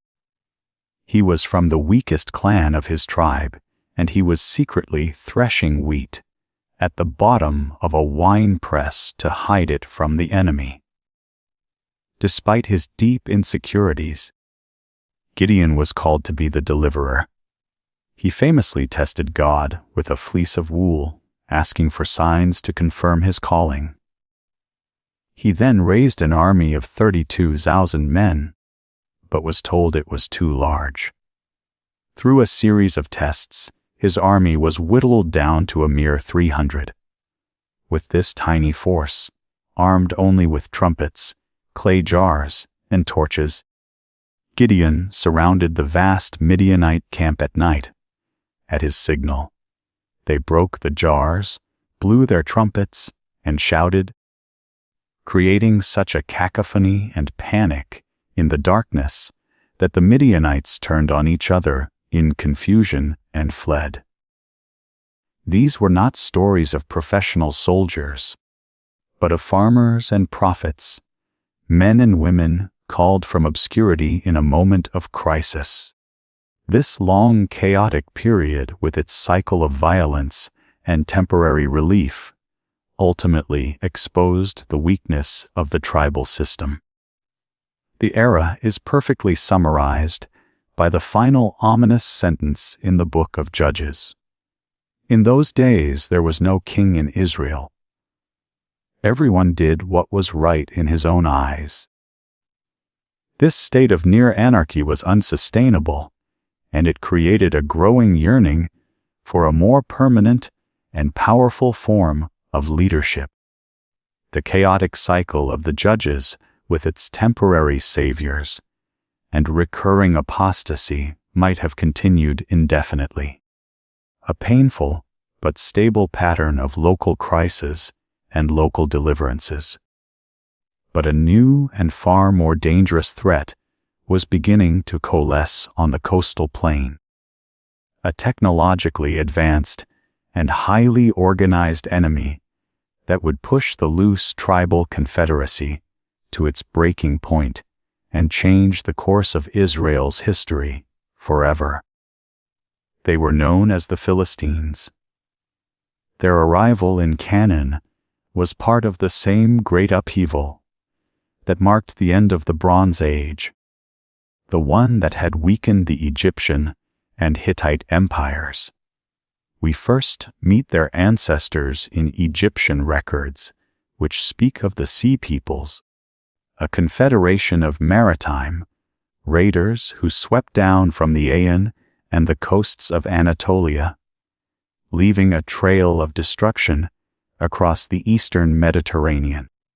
One of these groups, called the Peliset in the inscriptions of Pharaoh Ramesses III, was defeated in a great battle and prevented from entering Egypt, but was subsequently allowed to settle in the fertile southern coastal plain of Canaan. These were the people who would become the Philistines. They were not native to the land. Their pottery, their architecture, and their names were distinct from their Semitic neighbors. Bearing a closer resemblance to the Mayanean Greek world, they established a powerful confederation of 5 independent city-states: Ashdod, Ashkelon, Ekron, Gath, and Gaza, known as the Philistine Penepo. And from this foothold, they began to look eastward with ambitions to expand into the Israelite hill country. What made the Philistine threat so different and so much more formidable than that of the Moabites or the Midianites was a combination of superior organization and superior technology. While Israel was a patchwork of squabbling tribes, the Philistines were a cohesive and centrally governed military society. But their true advantage, the one that struck terror into the hearts of their opponents, was their mastery of a revolutionary new technology, iron. The world was slowly transitioning from the Bronze Age to the Iron Age, and the Philistines were at the forefront of this change. They held a near monopoly on the complex and secretive process of smelting iron or to forge weapons that were harder, stronger, and held a sharper edge than anything made of bronze. An Israelite farmer with a bronze-tipped spear stood little chance against a Philistine soldier armed with an iron sword and a coat of mail. This technological gap created a state of military and economic dependency. The biblical text notes with a tone of despair that during the height of their power, there was no blacksmith to be found throughout all the land of Israel, because the Philistines shrewdly prevented them from developing the technology. If an Israelite wanted to sharpen his plowshare or his axe, he had to go down to a Philistine smith and pay for the service. They were disarmed and outmatched. A Bronze Age people facing an Iron Age foe. The early stages of this conflict are best embodied in the tragic and larger than an L life story of Samson. He was not a judge in the mold of Deborah or Gideon. He did not raise an army or lead the nation. He was a flawed, impulsive, and solitary strongman, a Nazarite from birth who was consecrated to God and endowed with superhuman strength, which resided in his uncut hair. His story, set in the borderlands between the tribe of Dan and Philistine territory, is not one of national liberation, but of a series of escalating personal vendettas, usually sparked by his weakness for Philistine women. His entire career was a chaotic one-man war. When he was tricked out of the payment for a riddle at his own wedding feast, he caught 300 foxes, tied their tails together in pairs with torches, and set them loose in the Philistines' fields, burning their grain vineyards and olive groves. In retaliation, the Philistines killed his wife and father-in-law, which in turn led Samson to slaughter many of them in a rage.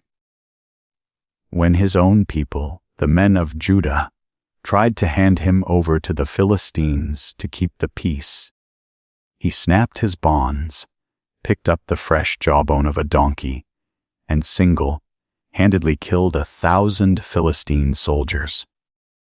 His feats were legendary, but they were the acts of an individual wrecking crew, not a strategic general. His story ends in tragedy, a parable of strength squandered. He finally revealed the secret of his power to the treacherous Delilah, who had him shorn in his sleep. Captured, blinded, and humiliated, he was put to work grinding green in a prison in Gaza. His final act was one of suicidal vengeance. During a great festival, he was brought out to entertain the Philistine lords in the temple of their god Dion, praying for one last burst of strength. He placed his hands on the 2 central pillars of the temple and pulled the entire building down, killing himself and thousands of his enemies. Samson's life was a microcosm of Israel's weakness. Even their greatest champion could achieve no lasting victory. Only a cycle of personal, chaotic, and ultimately futile violence. Samson's personal war soon escalated into a national crisis. The Philistines were no longer content with border skirmishes. They began a systematic campaign to dominate the Israelite highlands. The decisive moment came at a battle near a place called Afk. The tribal militias of Israel were no match for the organized Philistine army. In a desperate move, the Israelites brought the Ark of the Covenant from its shrine at Shiloh to the battlefield, treating it like a magical talisman that would guarantee victory. But their plan backfired catastrophically. The Philistines routed the Israelite army, killing 30,000 foot soldiers. And in the ultimate act of humiliation, they captured the Ark of God. The news of this disaster was so devastating that when it reached the aged high priest Eli back in Shiloh, he fell from his chair, broke his neck, and died. This was a theological crisis of the highest order. The sacred object that symbolized the very presence of God among his people was now a war trophy in the hands of their pagan enemies. The old shrine at Shiloh was likely destroyed in the aftermath. The defeat at Afk and the capture of the Ark was the death knell for the era of the judges. It was the final undeniable proof that the decentralized tribal confederacy was an abject failure in the face of this new threat. A temporary leader who rose up for a single crisis was no longer enough. To survive, the 12 tribes would have to overcome their rivalries and unite. They needed a permanent central leader, a king who could raise a standing army, develop a national strategy, and fight iron with iron. The looming shadow of Philistine domination had finally made the need for a monarchy not just a desire, but a necessity for survival. The national humiliation of the Ark's capture and the ongoing threat of Philistine domination created a political vacuum and a crisis of faith.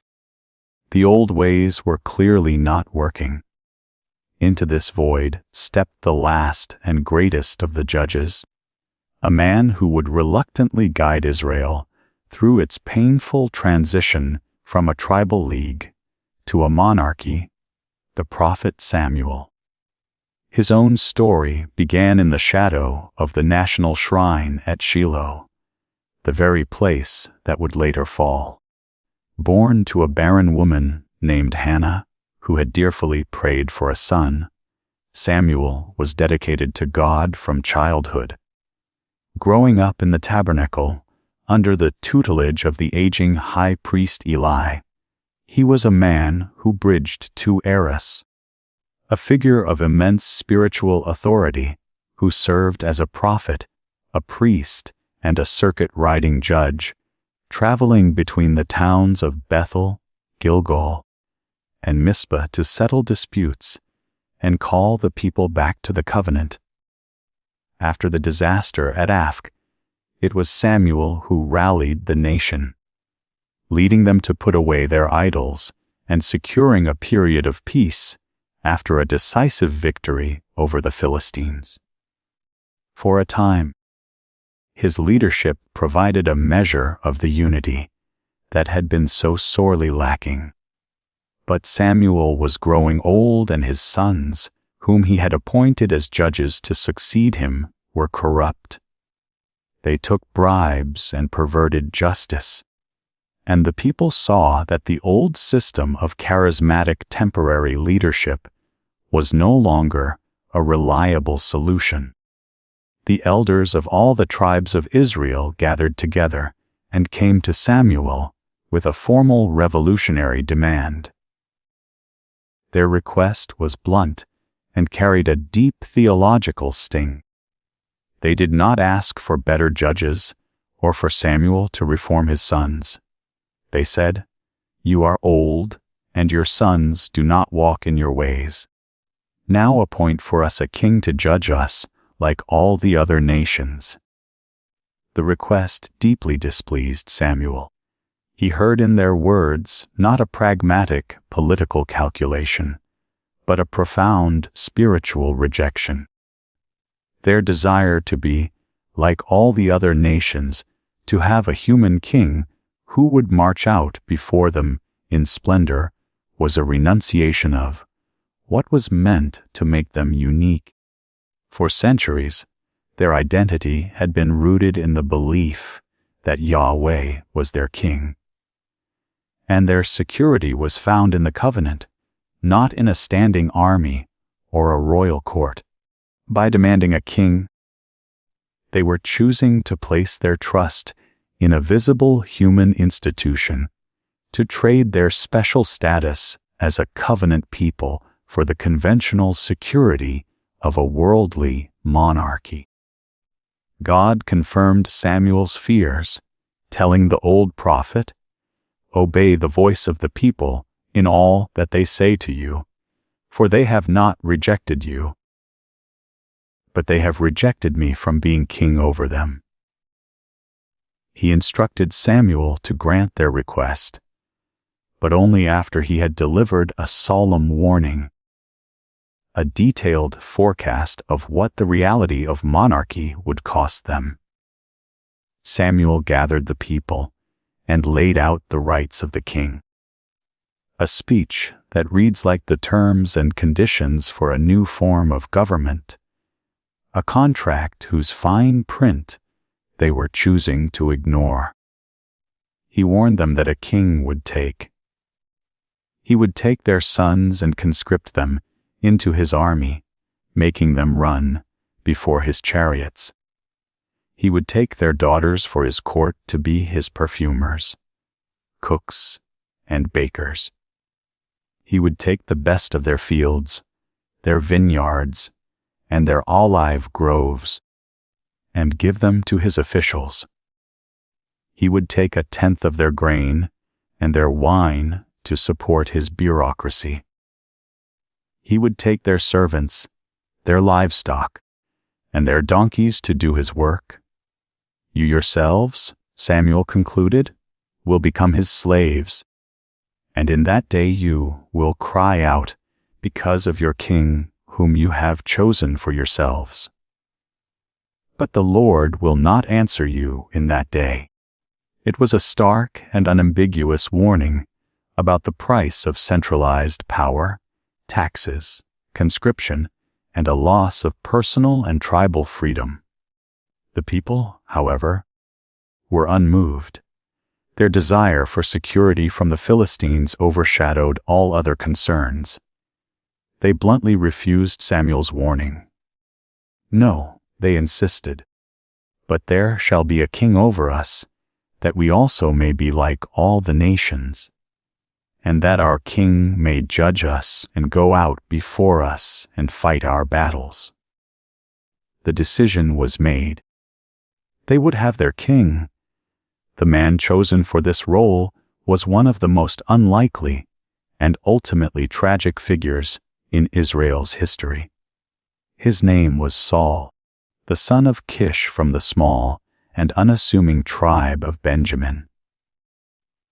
The narrative introduces him as a man of impressive physical stature, handsome and a head taller than anyone else, but with a personality marked by diffidence and a lack of ambition.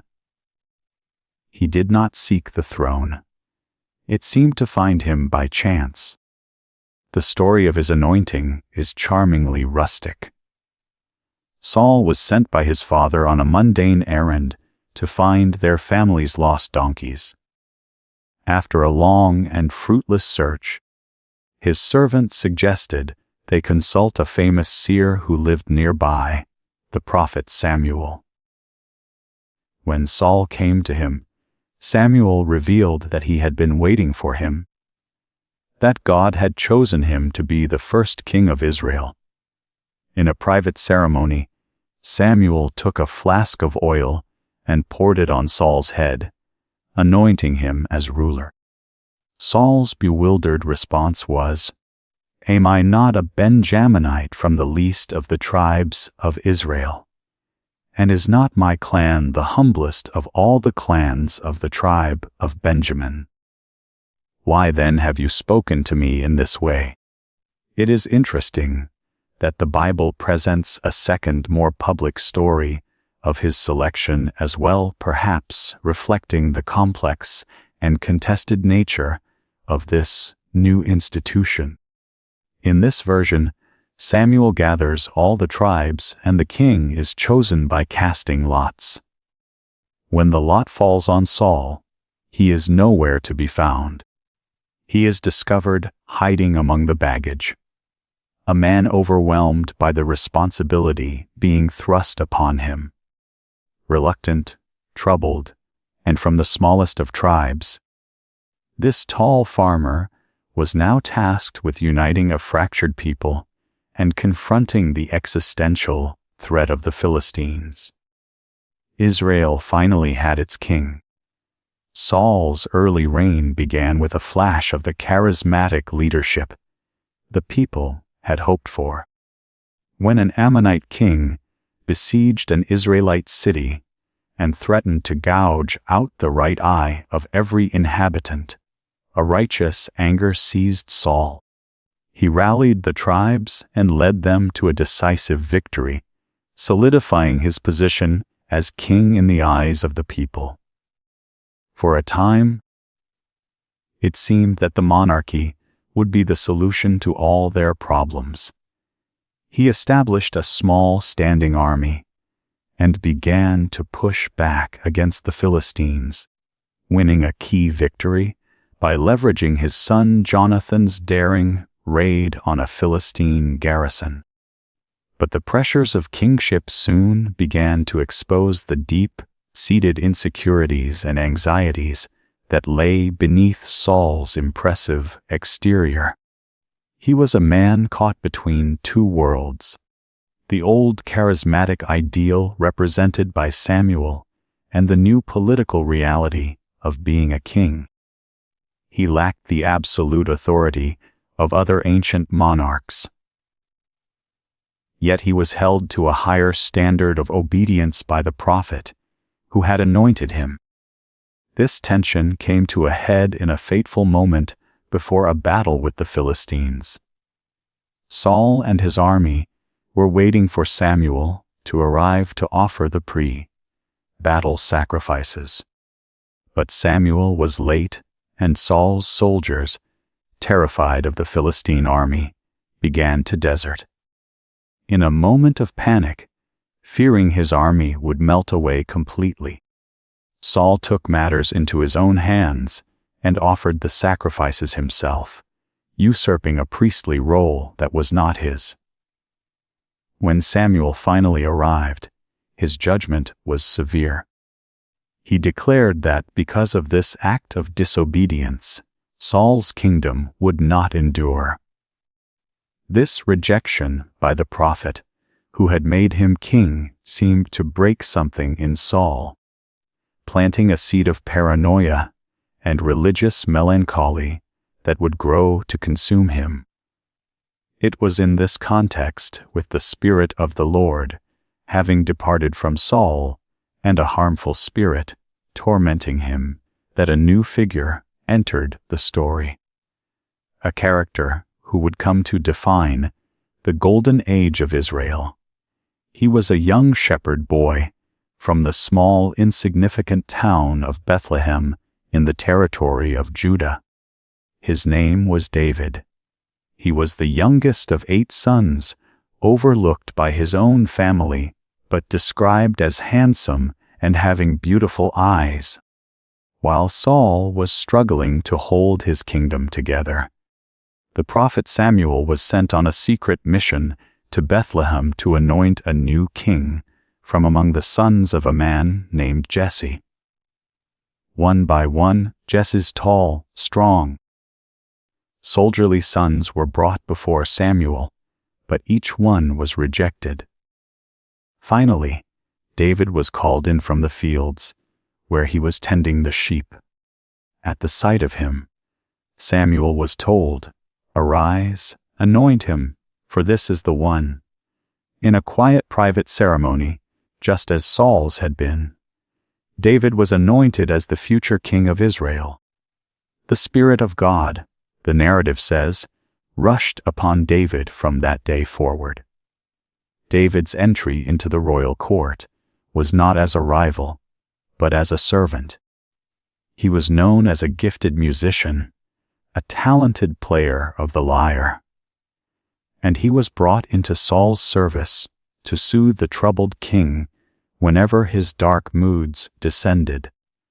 The sweet melodies he played would bring Saul relief, and the king grew to love the young shepherd boy, making him his personal armor-bearer. But it was on the battlefield that David would transform from a court musician into a national hero. The Philistine army had once again gathered for war against Israel, encamped on a hillside opposite Saul's forces in the valley of Ah. For 40 days, the Israelite army was paralyzed with fear, taunted daily by a Philistine champion of immense size, a giant from the city of Goth named Goliath. He stood over 9 feet tall, clad in a bronze helmet and a massive coat of scale armor, carrying a spear with a shaft like a weaver's beam. No Israelite soldier, not even King Saul, dared to face him in single combat. David, who had been sent by his father to bring provisions to his older brothers on the front lines, arrived at the camp and heard the giant's defiant taunts. Filled with an indignation that seemed to baffle his own brothers, David could not understand why no one would stand up to this uncircumcised Philistine who was mocking the armies of the living God. He dismissed Saul's offer of armor and a sword, finding the unfamiliar equipment too cumbersome. Instead, he walked out into the valley to face the giant, armed only with what he knew: his shepherd's staff, a sling, and 5 smooth stones he had picked from the brook. Goliath was insulted by the sight of this young boy coming to fight him. But David's confidence was not in himself, but in the God who had delivered him from the paw of the lion and the bear while protecting his flock. "You come to me with a sword, and with a spear, and with a javelin," David shouted, "but I come to you in the name of the Lord of hosts." Before the giant could close the distance, David took a stone from his bag, placed it in his sling, and hurled it with an expert shepherd's aim. The stone sank into the giant's forehead, and the great champion fell face down on the ground. David then ran forward, took the giant's own sword, and killed him, cutting off his head. The sight of their champion's defeat sent the Philistine army into a panic. And the Israelites, their courage suddenly restored, rose up with a great shout and routed them.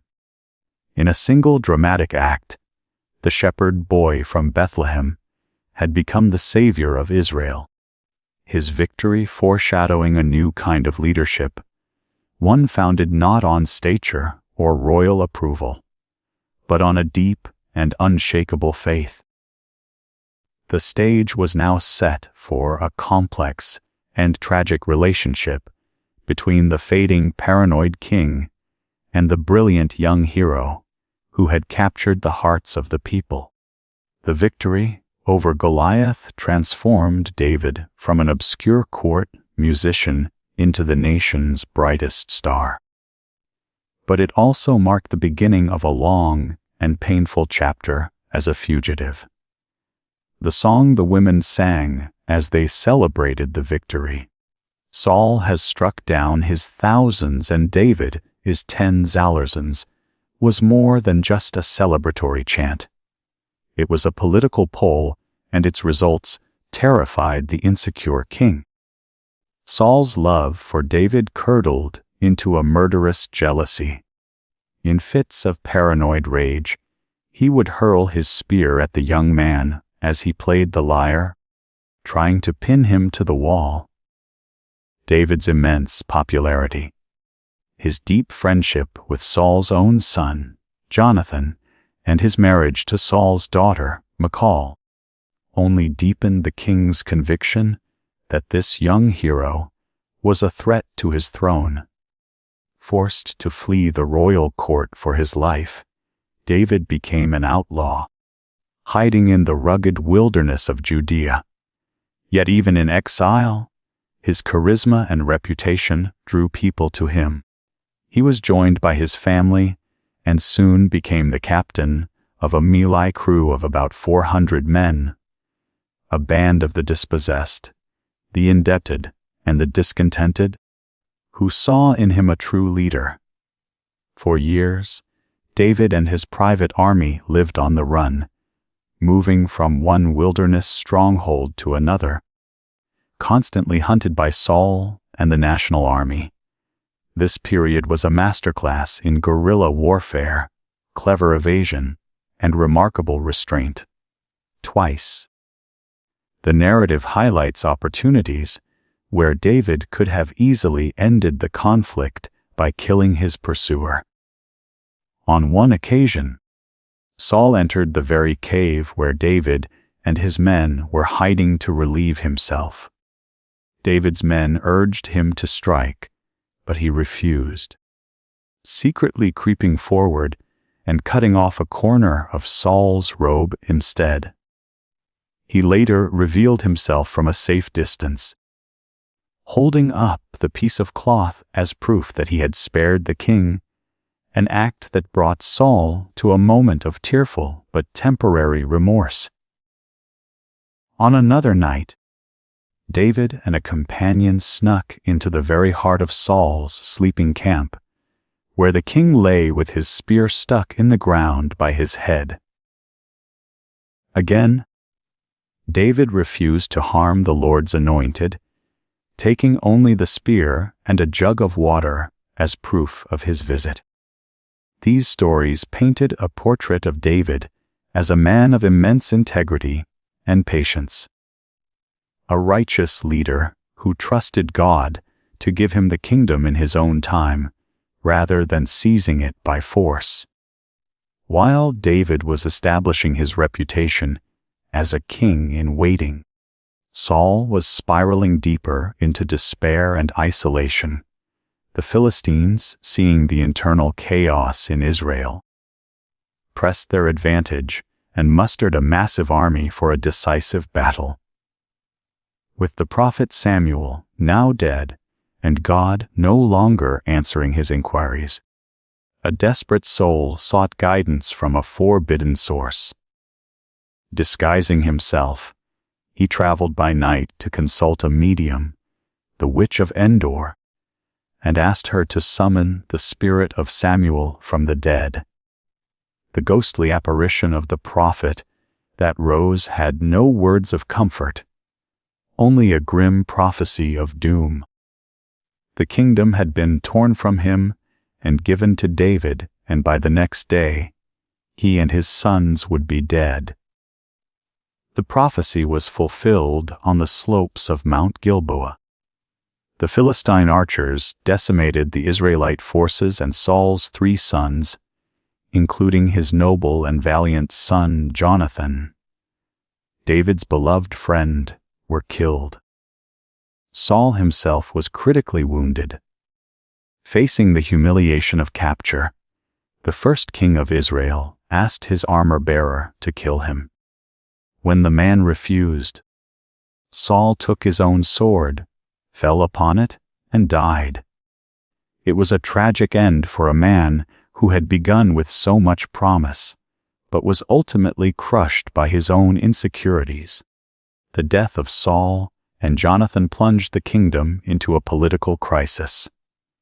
Upon hearing the news, David did not rejoice. Instead, he tore his clothes and composed a beautiful, heartfelt lament, a poem of exquisite grief for the flawed king and the dear friend he had lost. With Saul gone, the Philistines controlled much of northern Israel, and the nation was once again fractured. David traveled to the southern city of Hebron, where the elders of his own tribe of Judah promptly anointed him as their king. Meanwhile, in the north, Saul's ambitious army commander, Abner, installed Saul's only remaining son, the weak and ineffectual Ishbosheth, as king over the other tribes. For 702 years, a tense civil war simmered between the house of Saul in the north and the house of David in the south. David's power and influence steadily grew while the house of Saul became weaker and weaker. The conflict was finally resolved, not by a great battle, but through political intrigue and assassination. After a bitter falling out with Ishbosheth, Abner secretly defected to David's side, but was murdered by David's own volatile commander Joab. Not long after, Ishbosheth himself was assassinated by two of his own captains, who hoped to gain favor with David. David, however, publicly condemned both murders and had the assassins executed, making it clear that he would not build his kingdom on treachery. With the house of Saul now extinct, the elders of the northern tribes came to Hebron, acknowledged David's leadership, and anointed him king over all of Israel. The 12 tribes were finally united under a single strong leader.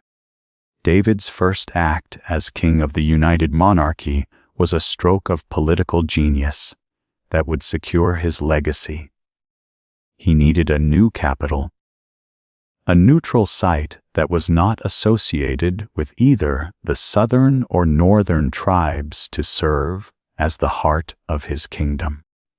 He set his sights on a formidable ancient Jebusite fortress that stood on a ridge between the territories of Judah and Benjamin, the city of Jerusalem. Believed to be impregnable, it had resisted Israelite capture for centuries. David's forces, led by the daring Joab, captured the city through a surprise attack, possibly by using its water shaft to infiltrate the walls. David immediately claimed it as his personal city, the City of David, and began to build it up. It is a point of modern archaeological debate just how grand this city was. While the Bible describes a great capital, the physical remains from this specific period are more modest, leading some to question the scale of David's empire. But its political and spiritual importance was undeniable. To sanctify his new capital, David arranged for the Ark of the Covenant, which had been in exile for years, to be brought to Jerusalem with great celebration. As the symbol of God's presence entered the city in a joyous procession, Jerusalem was transformed from a conquered fortress into the sacred center of Israel's national life, the political and religious heart of a new golden age. With the Ark of the Covenant safely ensconced in Jerusalem and the kingdom unified under his rule, David's reign entered a period of unprecedented power and stability. He subdued the remaining Philistines, conquered the surrounding nations of Moab, Edom, and Ammon, and forged a small but formidable empire. Yet this golden age was not without its shadows, and a series of tragic personal failings would nearly tear his own house apart and cast a long shadow over his legacy. The turning point came at the height of his power. From the roof of his palace, he saw a beautiful woman named Bathsheba bathing and overcome with lust. He sent for her and slept with her, even though he knew she was the wife of one of his most loyal soldiers, Uriah the Hittite, who was away at war. When Bathsheba became pregnant, David, in a desperate attempt to cover his sin, arranged for Uriah to be sent to the front lines and abandoned in the heat of battle. After Uriah was killed, David took Bathsheba as his wife. This callous act of adultery and murder brought the searing rebuke of the prophet Nathan, who told David a parable of a rich man who stole a poor man's only lamb. When David in a rage condemned the rich man, Nathan pointed his finger and declared, "You are the man." The consequences, Nathan prophesied, would be turmoil and violence within David's own family.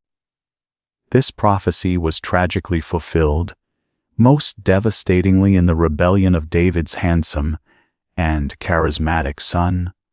Absalom, who stole the hearts of the people, declared himself king and drove his own father out of Jerusalem. David eventually crushed the rebellion. But the civil war left the kingdom scarred and his own heart broken when Absalom was killed against his wishes. This turmoil within the royal family created a tense and uncertain succession as David grew old and feeble. One of his surviving sons, the ambitious Adonijah, made a bid for the throne, gathering the support of David's old general Joab and the high priest Abiathar. But another faction in the court, led by the prophet Nathan and David's wife Bathsheba, moved quickly to secure the throne for her son Solomon. They went to the dying king and reminded him of an old promise, and David gave his final royal command. Solomon was to be his heir. In a hasty ceremony, Solomon was anointed king, and Adonijah's coup quickly collapsed. Unlike his father, who had patiently waited for God to give him the throne, Solomon began his reign by ruthlessly consolidating his power. Following his father's parting advice, he systematically eliminated all potential rivals. Adonijah was executed on a pretext. The loyal but troublesome Joab was killed, and other opponents were exiled. The bloody beginning of his reign secured a long and uncontested peace, but it marked a shift from the charismatic leadership of his father to a more conventional and more brutal form of ancient Near Eastern monarchy. With his throne secure, Solomon's reign ushered in an era of peace, prosperity, and international prestige, unlike anything Israel had ever known. Early in his rule, he had a dream in which God appeared to him and offered him anything he desired. Solomon, feeling the immense weight of his new responsibility, asked not for riches, long life, or victory over his enemies, but for an understanding mind to govern your people, able to discern between good and evil. This selfless request was granted along with the wealth and honor he had not asked for. The story that came to define his legendary wisdom was that of the two women who both claimed to be the mother of a single baby. Solomon, in a brilliant display of human psychology, ordered the child to be cut in two, with each woman receiving a half. The true mother, in her anguish, immediately gave up her claim, in order to save the child's life, and in doing so, revealed herself to the wise king. This reputation for wisdom, combined with the stability his father had established, allowed Solomon to build his kingdom through diplomacy, trade, and strategic alliances rather than war. He entered into a lucrative partnership with Hiram, the Phoenician king of Tyre, a master of maritime trade. He built a great fleet of ships that sailed from the Red Sea down the coast of Africa, and possibly as far as India, bringing back gold, silver, ivory, sandalwood, and exotic animals like apes and peacocks. He married the daughter of the Egyptian pharaoh, a diplomatic coup that secured his southern border, and he accumulated a legendary harem of 700 wives and 300 concubines, many of them foreign princesses who sealed political alliances with surrounding nations. Jerusalem was transformed from a rustic hill country capital into a cosmopolitan center of wealth and power. The crowning achievement of Solomon's reign, the project that would define his legacy for all time, was the construction of the first temple in Jerusalem. His father David had dreamed of building a permanent, magnificent house for the Ark of the Covenant. But the prophet Nathan had told him that this task was not for him, a man of war, but for his son, a man of peace. Solomon poured the immense wealth of his kingdom into this grand undertaking. It was an international project of unprecedented scale. He imported the finest cedar and cypress wood from the forests of Lebanon. Thanks to his alliance with King Hiram, he brought in skilled Phoenician craftsmen to oversee the work. The temple was not large by the standards of the great temples of Egypt or Mesopotamia, but it was exquisitely beautiful. Its interior rooms paneled with fragrant cedar and overlaid with pure gold. It took 7 years to build a perfectly constructed jewel box of a building, and its dedication was the high point of the united monarchy. Yet this golden age had a dark and heavy price to fund his lavish building projects. Not only the temple, but also a magnificent royal palace and fortified administrative centers at key cities like Megiddo, Hazor, and Gezer. Solomon instituted policies that swayed the seeds of future rebellion. He imposed heavy taxes on the people, and more faithfully, he established a system of corv labor, a national draft that forced tens of thousands of Israelite men to work 1 out of every 3 months as laborers for the state. This system of forced labor was deeply resented, especially by the 10 northern tribes who felt that the burdens of the monarchy fell most heavily on them. While the benefits flowed primarily to the royal court in Judah, the magnificent temple that symbolized the unity of the 12 tribes was ironically built with a policy that would soon tear them apart forever. The golden age of Solomon, with its magnificent temple and its far-flung trade routes, was built on a foundation of heavy taxation and forced labor that was becoming increasingly unstable. When Solomon died after a 40-year reign, the deep cracks in the foundation of the united monarchy immediately broke wide open. The immense cost of his building projects had been borne unequally. The 10 tribes in the north, with their fertile lands and larger population, felt that they had provided the lion's share of the labor and the taxes, only to see the wealth and prestige concentrate in the south in Jerusalem. the capital of David's tribe of Judah, this resentment was not new. It was the political manifestation of a deep cultural and geographical divide that had existed for centuries. The North was more open to the wider world, more prosperous and more populous, while the South was more isolated, pastoral, and fiercely loyal to the Davidic dynasty. Solomon's policies had not created this rift, but they had stretched it to the breaking point.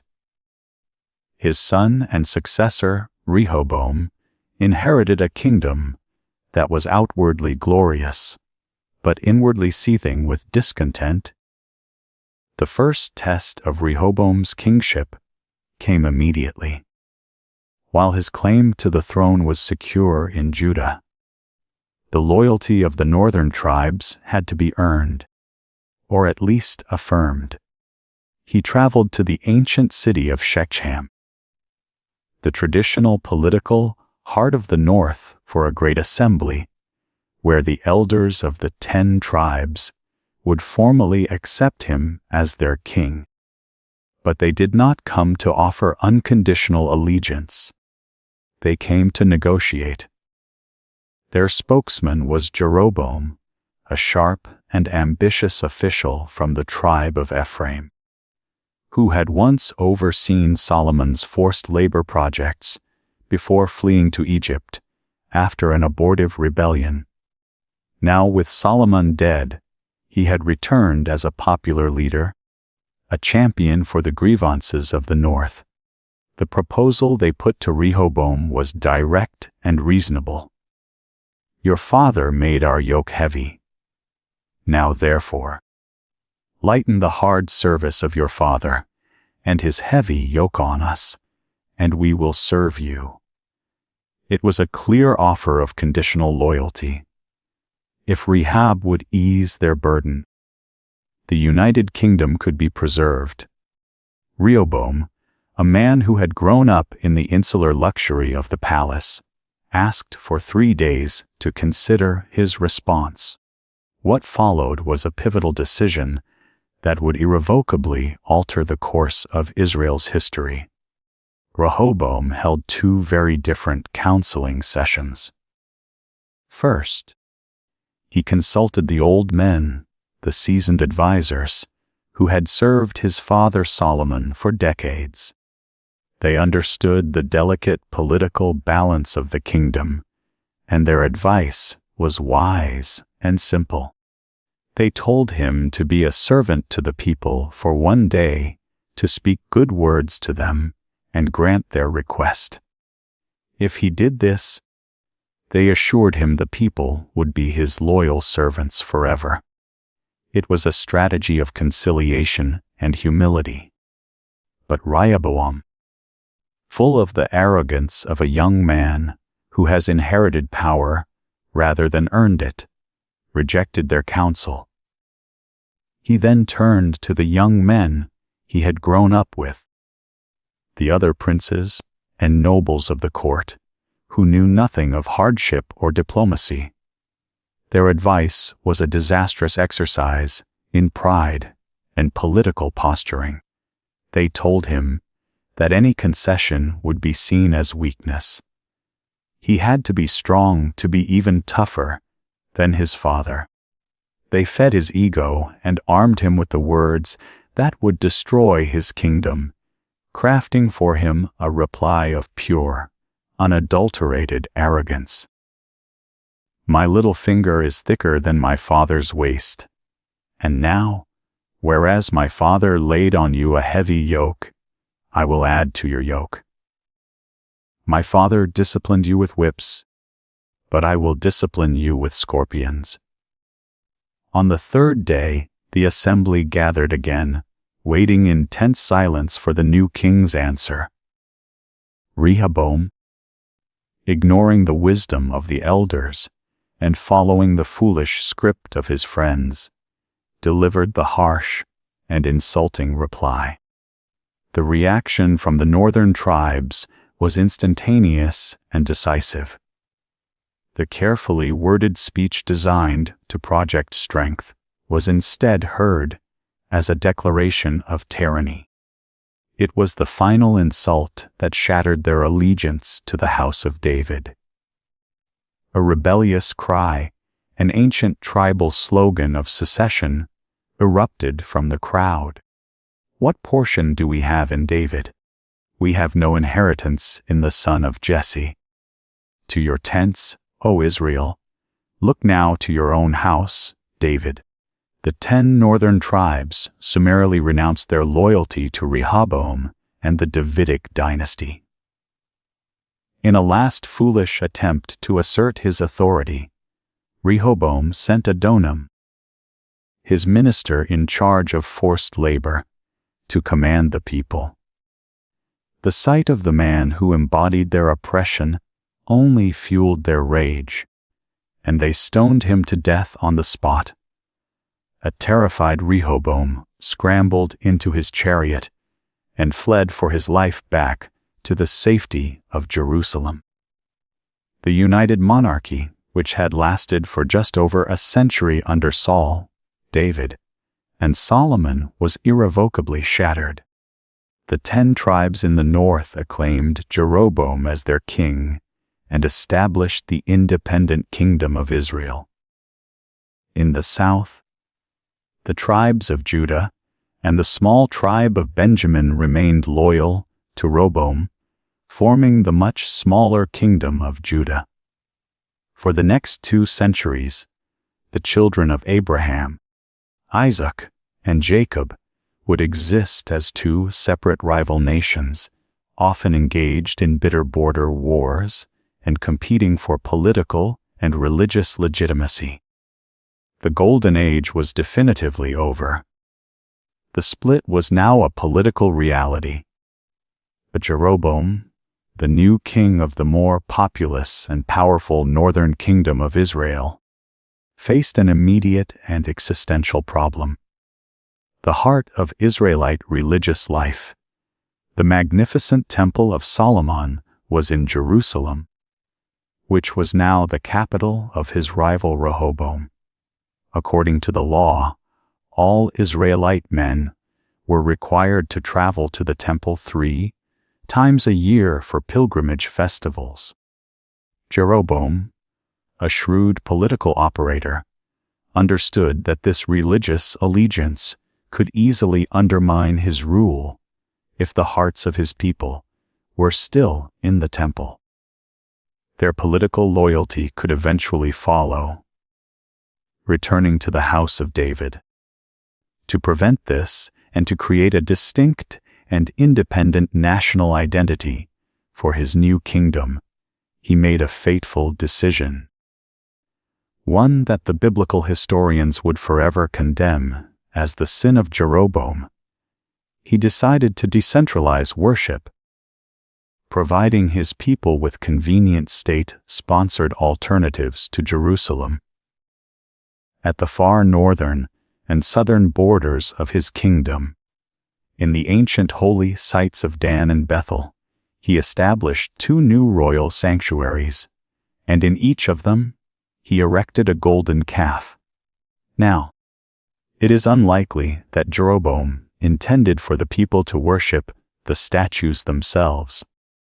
More probably, the calves were meant to serve as pedestals upon which the invisible Yahweh was enthroned, a common motif in ancient Near Eastern art.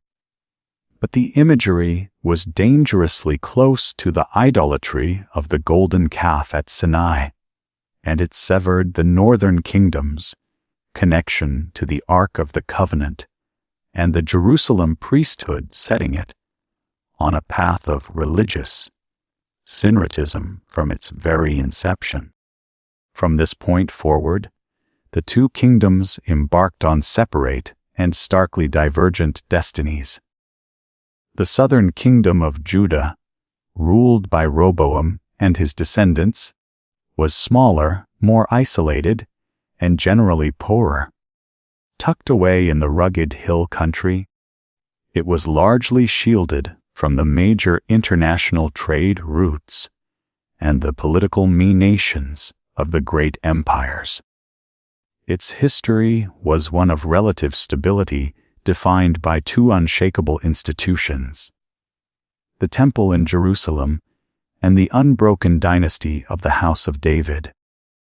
For nearly 4 centuries, despite periods of corruption and faithlessness, an heir of King David would almost always sit on the throne in Jerusalem, a remarkable feat of dynastic continuity in the ancient world. In contrast, the northern kingdom of Israel was larger, richer, and controlled more fertile land and lucrative trade routes. It was more cosmopolitan, more engaged with its powerful neighbors, like Phoenicia and Aram Damascus, and consequently more prone to foreign, cultural, and religious influences. But its greatest weakness was its chronic political instability. Without the unifying principle of a divinely chosen dynasty like David's, the throne of Israel was perpetually up for grabs. Its history became a bloody and chaotic soap opera of conspiracies, assassinations, and military coups. Dynasties rose and fell with breathtaking speed. Jeroboam's own son was assassinated, his entire family line wiped out by the man who usurped his throne. That man's son in turn was assassinated by his own commander, who was then overthrown by another. In its first 50 years, the northern kingdom burned through 4 separate dynasties. Out of this violent chaos, a period of stability and unprecedented power was finally forged by a brilliant and ruthless army commander named Omri. After a brutal 4-year civil war, Omri seized the throne and established the most powerful dynasty in the northern kingdom's history. He was a master strategist and builder. He ended the long-running border war with Judah, and understanding that the old capital was indefensible, he purchased a magnificent strategic hill and built a brand new lavishly fortified capital city upon it, Samaria. Omri's reign brought such prestige and power to the northern kingdom that his influence was felt for over a century. Long after his dynasty was gone, the official records of the mighty Assyrian Empire would continue to refer to the kingdom of Israel simply by the name Ptomri, the house of Omri. This is a crucial historical anchor, as Omri's name and his conflicts are mentioned on the Meshastel, a famous inscribed stone erected by a rival king of Moab, providing powerful extra-biblical confirmation of the power and reality of the northern kingdom as described in the biblical text. Omar's son Ahab inherited this stable and prosperous kingdom and sought to elevate it further. The most significant political act of his reign was cementing an alliance with the wealthy maritime empire of Phoenicia by marrying Jezebel, the daughter of the king of Tyre. From a political and economic standpoint, this was a brilliant move. It secured a powerful ally, opened up lucrative trade routes, and brought immense wealth into Israel, which Ahab used to build lavishly, including a legendary ivory house, a palace in Samaria adorned with exquisite ivory carvings. But the cultural and religious price of this alliance was enormous. Jezebel was not a woman who would quietly adopt the customs of her new home. She was a fanatical and zealous worshipper of her native Tyrian gods, the storm god Baal and his consort Asher. She arrived in Israel with a missionary fervor, determined to make the worship of Baal the dominant religion of the land. With King Ahab's passive support, she established great temples to Baal, sponsored hundreds of his prophets, and launched a violent persecution against the prophets of Yahweh, hunting them down and killing them. For the first time, the royal court of an Israelite kingdom was not just tolerating paganism, but was actively and officially promoting it as the state religion. The foundational covenant, the exclusive loyalty to the God who had brought them out of Egypt, was being systematically dismantled from the top down. This created a profound spiritual crisis, a battle for the very soul of the nation. This state-sponsored apostasy would not go unchallenged. It would provoke a powerful and dramatic response from a new force in Israel's story. The classical prophets beginning with a rugged solitary figure from the wilderness named Elijah into the spiritual crisis. This royal promotion of Baal worship that threatened to extinguish the worship of Yahweh in the northern kingdom stepped one of the most dramatic and enigmatic figures in all of ancient Israel's history. He was not a priest from a long lineage or a noble from the royal court. He was a prophet named Elijah. The Bible introduces him without preamble. A rugged, wild figure of a man from Tishbe in Gilead, a remote region east of the Jordan River, clad in a garment of hair with a leather belt around his waist. He was a man of the wilderness, and he appeared before King Ahab as if from nowhere. His message was a direct and devastating challenge to both the king and his foreign god. He declared that, as a judgment for the nation's apostasy, there would be a severe drought and dew would not fall on the land for the next few years except by his word. This was not a random punishment. It was a direct assault on the authority of Baal, the very god who was supposedly the lord of the storm, the rider of the clouds, the giver of rain and fertility. Elijah was in essence declaring that the God of Israel, not the God of Tyre, held the true power over the life-giving rains.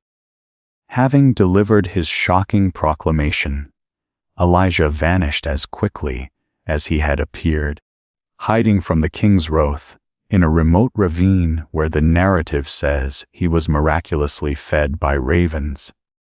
For 312 years, the drought ravaged the land. The crops failed, the streams dried up, and a great famine gripped the kingdom.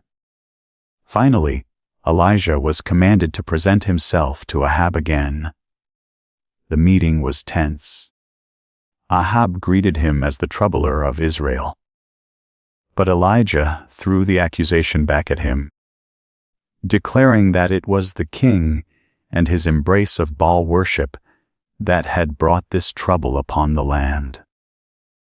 To settle the matter once and for all, Elijah proposed a great public contest, a definitive showdown on the slopes of Mount Carmel to determine who was the true God.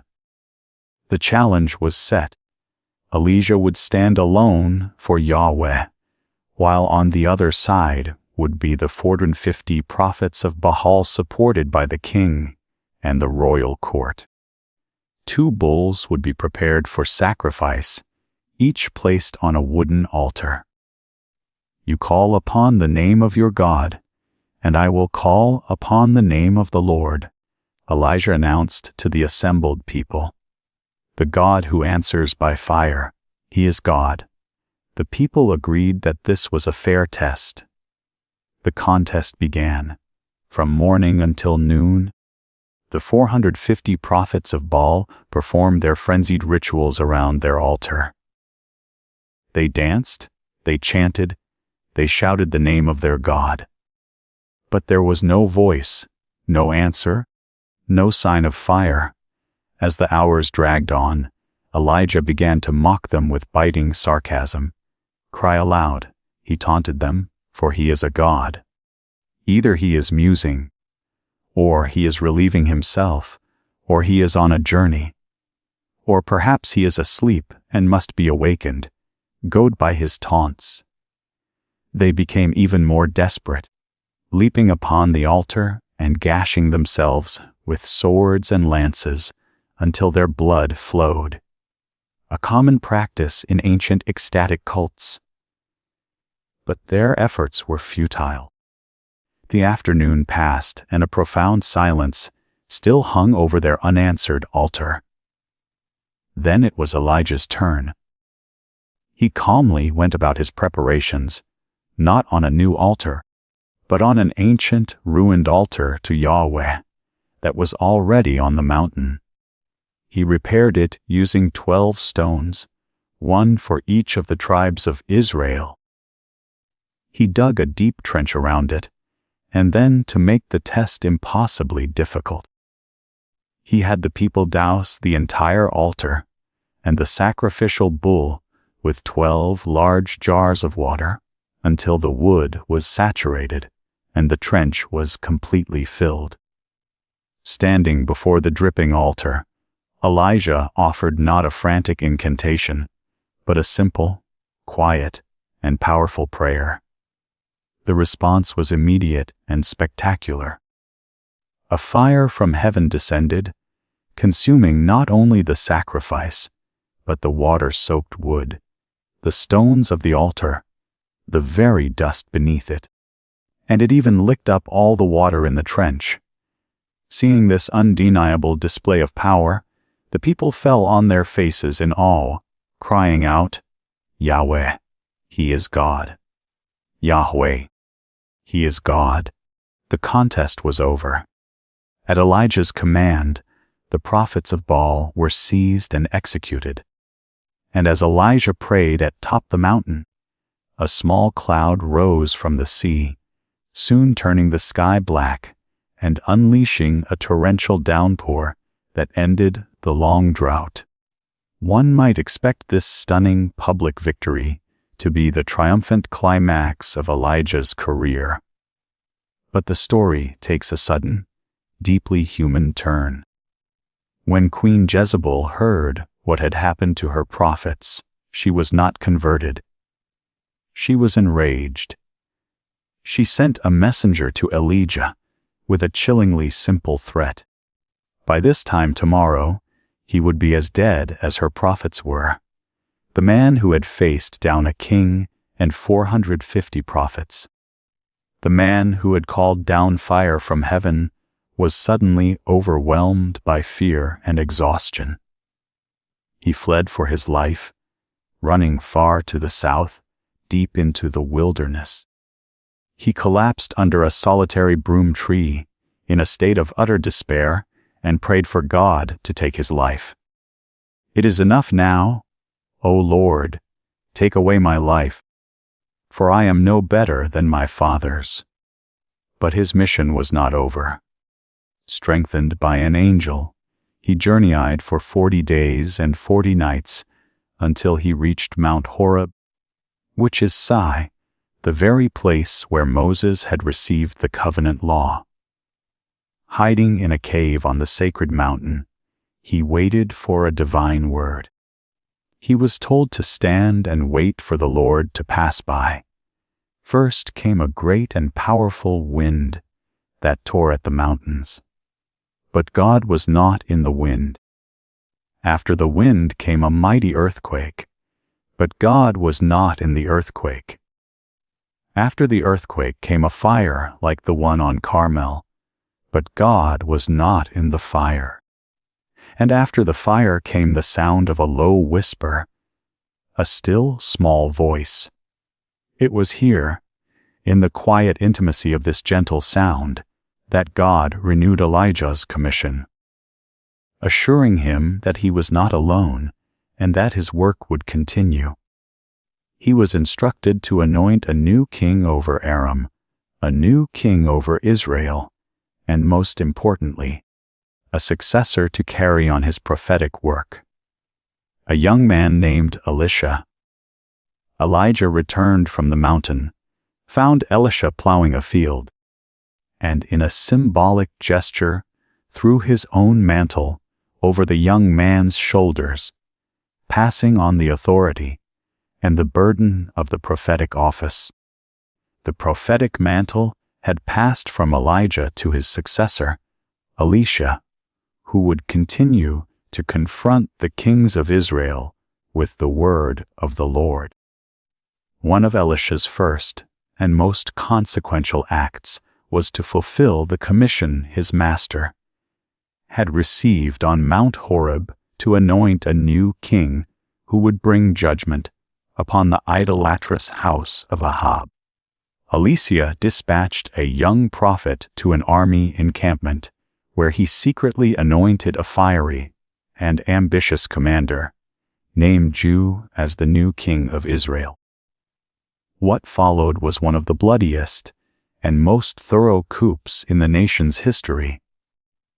Moving with terrifying speed, Jehu drove his chariot furiously back to the city of Jezreel and personally killed the reigning king of Israel, Joram, as well as the visiting king of Judah, who was a relative of the Omri dynasty.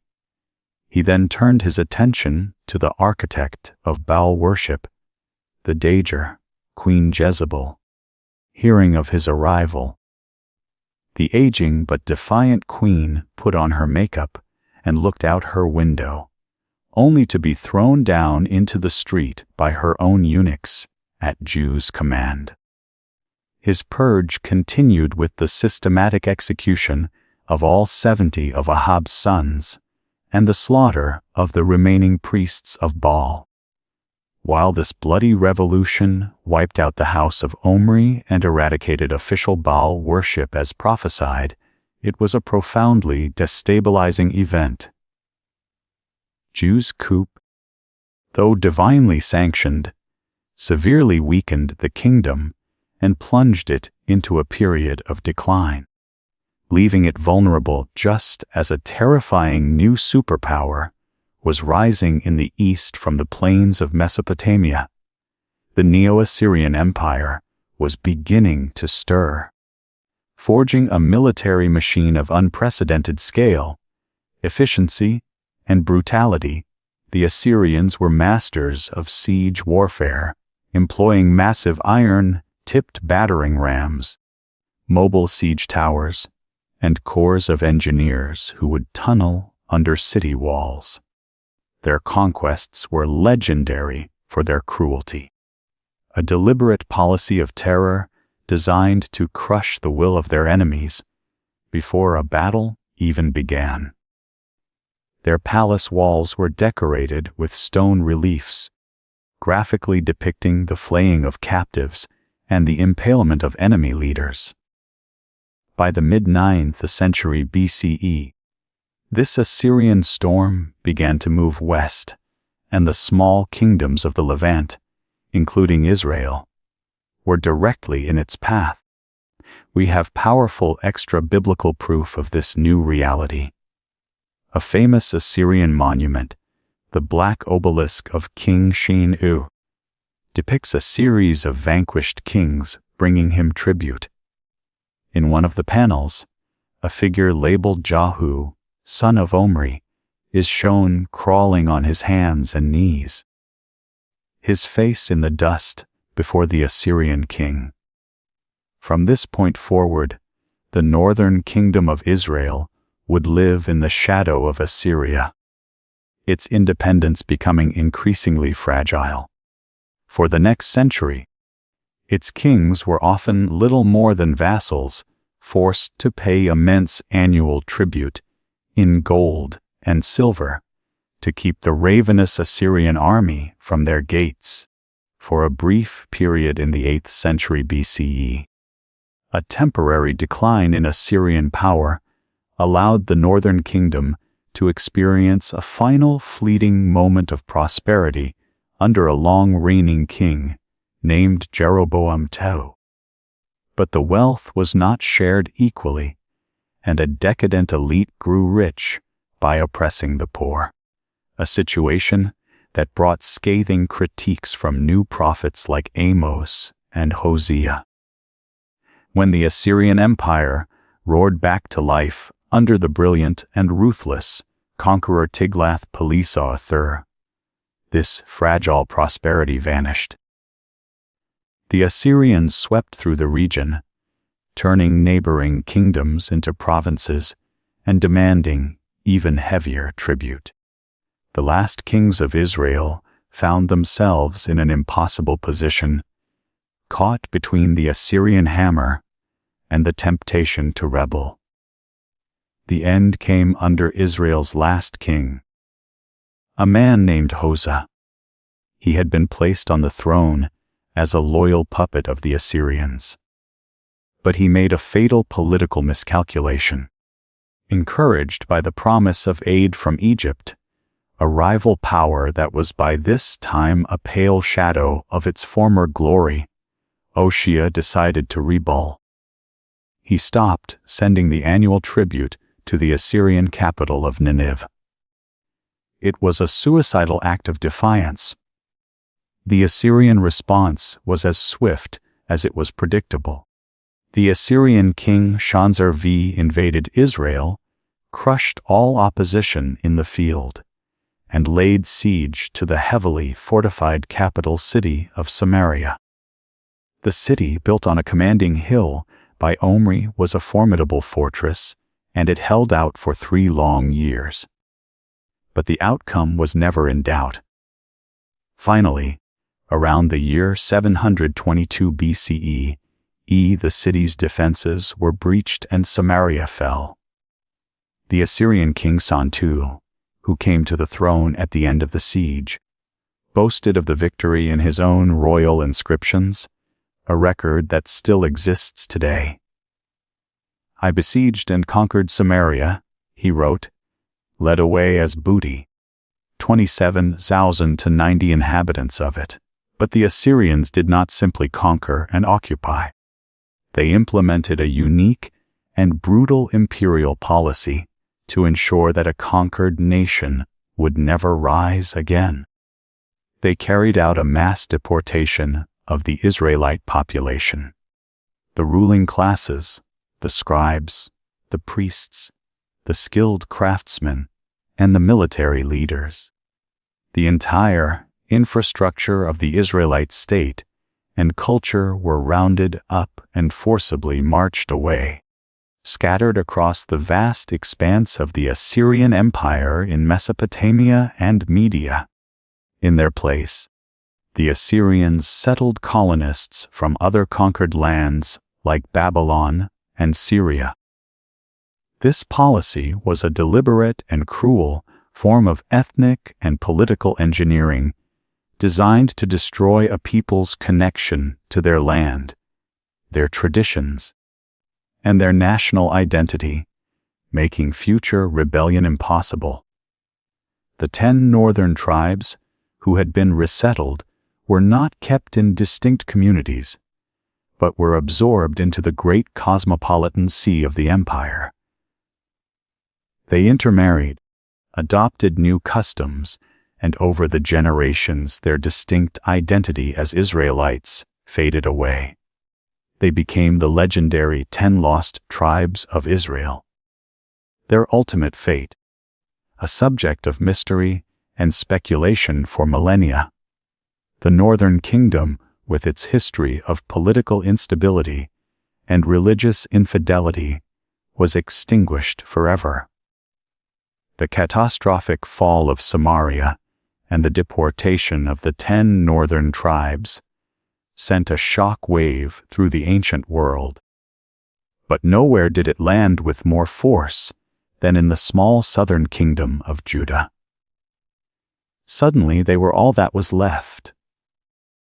The northern kingdom of Israel was gone, its people scattered, its land resettled by foreigners. Judah, the small kingdom of the south, centered on Jerusalem and the Davidic dynasty, was now the sole lonely custodian of the covenant, the law of Moses, and the promises made to the patriarchs.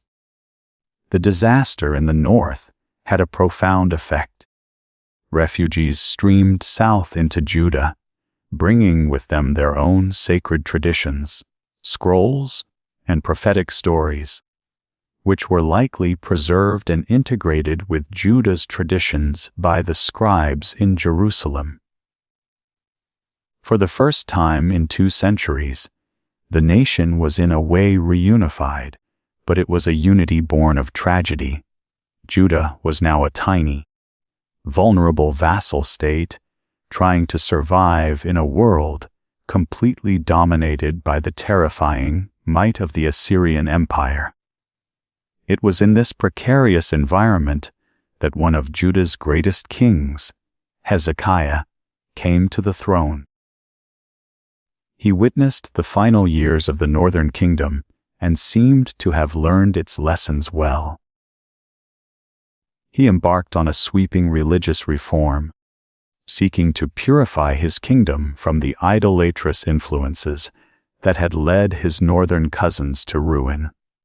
He smashed the pagan idols and sacred poles, destroyed the bronze serpent that Moses himself had made, and most importantly, he centralized all worship at the temple in Jerusalem, tearing down the local high places that had competed with it for centuries. Emboldened by his spiritual reforms and sensing a moment of potential Assyrian weakness, Hezekiah made a fateful and dangerous gamble. He rebelled against the king of Assyria and stopped paying the heavy annual tribute. The Assyrian response was predictably swift and overwhelmingly brutal. In the year 701 BCE, the mighty Assyrian king Sennacherib swept down into Judah with a massive army. This campaign is one of the most well-documented events in biblical history, confirmed in stunning detail by Sennacherib's own royal annals inscribed on a clay prism that survives to this day. On it, the Assyrian king boasts, "I laid siege to 46 of his strong cities and conquered them." He claims he drove out over 200,000 people and trapped Hezekiah in Jerusalem, his royal city. Like a bird in a cage, the Assyrian army, having decimated the rest of Judah, now surrounded Jerusalem, the last bastion of resistance. An Assyrian official, the Rabshakeh, stood before the city walls and shouting in Hebrew so all the defenders could understand, he mocked them. He taunted their faith in Yahweh and their alliance with Egypt, urging them to surrender. Inside the city, there was panic and despair. But King Hezekiah, encouraged by the great prophet Isaiah, who was active in Jerusalem at the time, refused to surrender. He prayed for deliverance, and Isaiah sent him a message of assurance. Sennacherib would not enter the city. The biblical account reports a miraculous deliverance. That night, the angel of the Lord went out and struck down 185,000 soldiers in the Assyrian camp. When the Judeans looked out in the morning, the ground was covered with dead bodies. The Greek historian Herodotus, writing centuries later, tells a similar story of the Assyrian army being crippled by a plague of mice that gnawed through their bowrings and shield straps. For his part, Sennacherib in his official record makes no mention of this disaster. He simply boasts of trapping Hezekiah and receiving a massive tribute. But he crucially makes no claim to have actually captured the city of Jerusalem. Both sources, Israelite and Assyrian, agree on the central fact. Jerusalem was besieged, but it was not taken. The city's miraculous survival profoundly shaped Judah's theology for the next century, creating a powerful belief that Jerusalem was inviolable, that God would never allow his holy city and temple to be destroyed. This high point of faith under Hezekiah was followed by one of the lowest points in Judah's history. His son Manasseh inherited the throne, and in a complete and shocking reversal of his father's policies, he embarked on a 55-year reign that is remembered as the most wicked and idolatrous of any Davidic king. He rebuilt the pagan high places his father had destroyed. He erected altars to Baal and Asher inside the courtyards of the temple itself. He dabbled in sorcery and witchcraft, and the text says he even practiced child sacrifice, burning his own son as an offering in the valley of Hinnom. His reign was a long, dark era of apostasy that thoroughly reversed all of Hezekiah's reforms. The biblical writers lay the ultimate blame for Judah's eventual destruction squarely at his feet. Arguing that his sins were so great, they irrevocably sealed the nation's doom. After Manasseh's evil reign, however, came one final, brilliant flash of reform and faithfulness. His grandson, the young King Josiah, ascended the throne and proved to be the most righteous king since David. During a project to repair the neglected temple, the high priest Ilkiah made a stunning discovery: a long-lost scroll, a book of the law, which was likely an early version of the book of Deuteronomy. When the scroll was read to Josiah, he tore his clothes in horror, realizing how profoundly the nation had violated its covenant with God. He launched the most thorough religious purification in Judah's history. He purged the temple of all pagan objects, destroyed the rural shrines, and led the entire nation in a solemn ceremony to renew the covenant. But this revival, however sincere, came too late to change the nation's fate. The geopolitical landscape was shifting once more. The seemingly invincible Assyrian Empire was rapidly crumbling, weakened by internal strife and attacks from a new rising power, the Neo-Babylonian Empire. In a foolish attempt to aid the fading Assyrians, King Josiah tried to intercept an Egyptian army marching north and was killed in battle at Megiddo in 609 BC. His death plunged Judah into a political crisis and left the small independent kingdom standing alone directly in the path of the new Babylonian storm that was about to break upon the world. The death of the righteous King Josiah at Megiddo was a national catastrophe, plunging Judah into a political tailspin.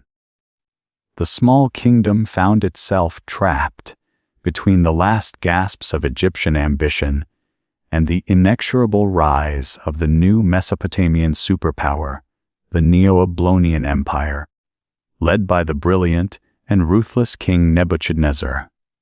For a few years, Judah became a pawn in this great power struggle, with its kings being appointed and deposed by whichever army was passing through. The decisive moment came in the year 605 CE at the Battle of Kamesh in northern Syria, where Nebuchadnezzar's army crushed the Egyptians, effectively ending their influence in the region and making the Babylonians the undisputed masters of the Near East. The kingdom of Judah, like all the small states in the Levant, now had no choice but to become a vassal, swearing allegiance and paying heavy tribute to its new overlord in Babylon. For several years, Judah's king Jehoiakim grudgingly paid the tribute. But he chafed under Babylonian rule, and despite the stark, relentless warnings of the prophet Jeremiah, who saw Nebuchadnezzar as God's own instrument of judgment. The king listened to his nationalistic advisors and rebelled. Nebuchadnezzar, busy with other matters, did not respond immediately. But in 598 BCE, the Babylonian army returned to Judah. By the time they arrived, Jehoiakim was dead and his 18-year-old son, Jehoiakim, had inherited the throne and the disastrous rebellion. After a brief siege, the young king surrendered Jerusalem to save it from destruction. This event is recorded not only in the Bible, but with remarkable precision in the official court records of Babylon.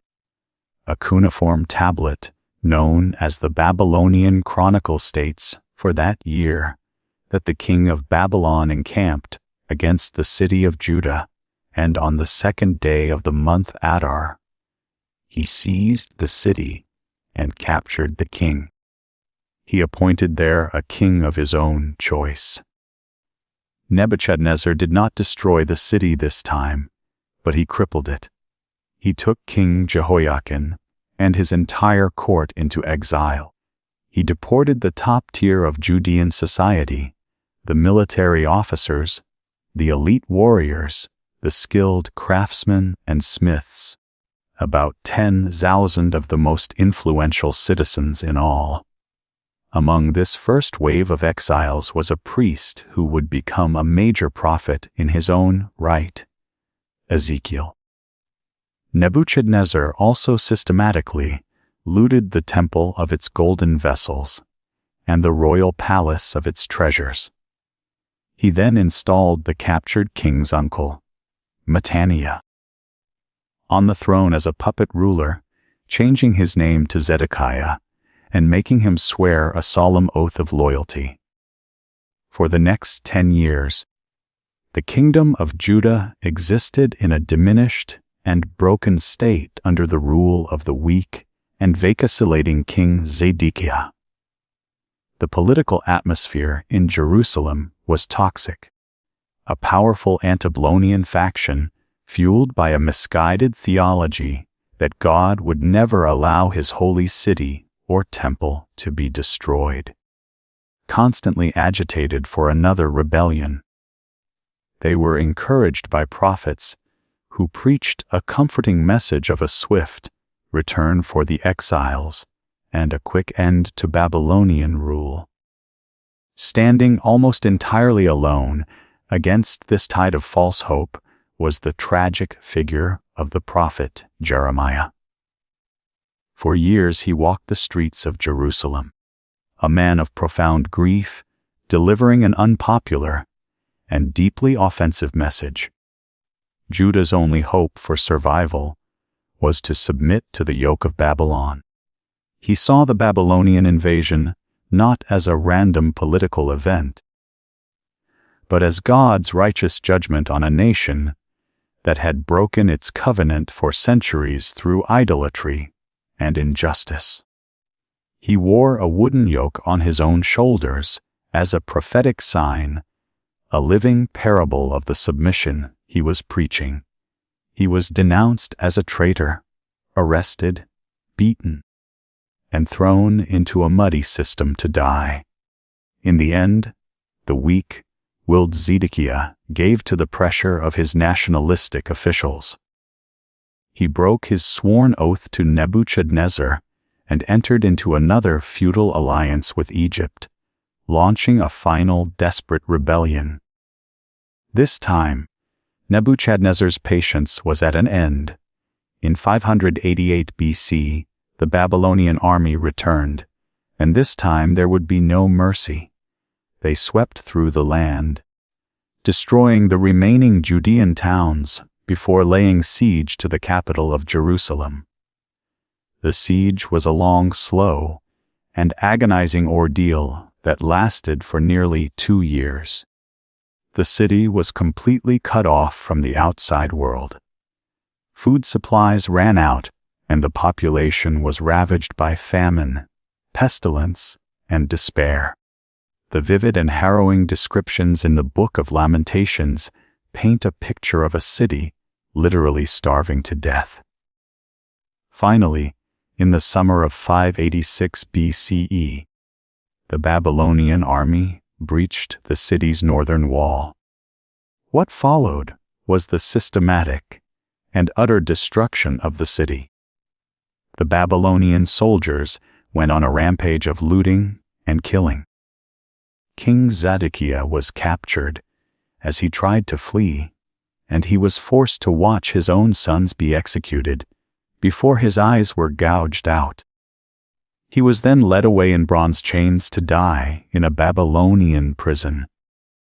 The city itself was put to the torch. The royal palace, the homes of the nobles, and every significant building was burned to the ground. The massive stone walls that had protected the city for centuries were torn down. And most devastatingly, the magnificent Temple of Solomon, the sacred center of Israelite faith and national identity for 400 years. The place believed to be the very dwelling place of God on earth was looted of its remaining treasures and burned until it was nothing but a smoldering ruin. A second larger deportation followed as the Babylonians rounded up the remaining citizens of influence and marched them on the long, sorrowful journey into exile. Only a remnant of the very poorest farmers and laborers was left behind to work the land. The kingdom of Judah was extinguished. The Davidic monarchy was at an end. The holy city was a desolate ruin, and the people of the covenant were now refugees, weeping by the rivers of Babylon. The long, sorrowful march from the smoking ruins of Jerusalem ended in the heart of the most magnificent city on earth, Babylon. For the Judean exiles, arriving in this sprawling metropolis of towering ziggurats, immense fortified walls, and the legendary Ishtar Gate with its brilliant blue glazed bricks was a profoundly disorienting and traumatic experience.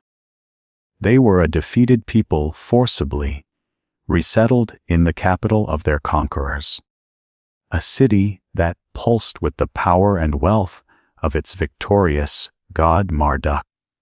The despair of the exiles is captured with heartbreaking clarity in the words of Psalm 137. By the rivers of Babylon, there we sat down and wept when we remembered Zion. How shall we sing the Lord's song in a foreign land? This was more than just homesickness. It was a deep theological crisis.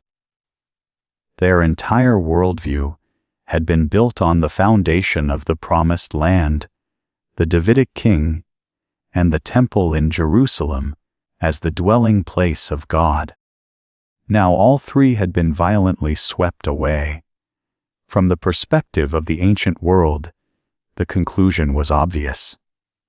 Marduk, the god of Babylon, had proven himself stronger than Yahweh, the God of Israel.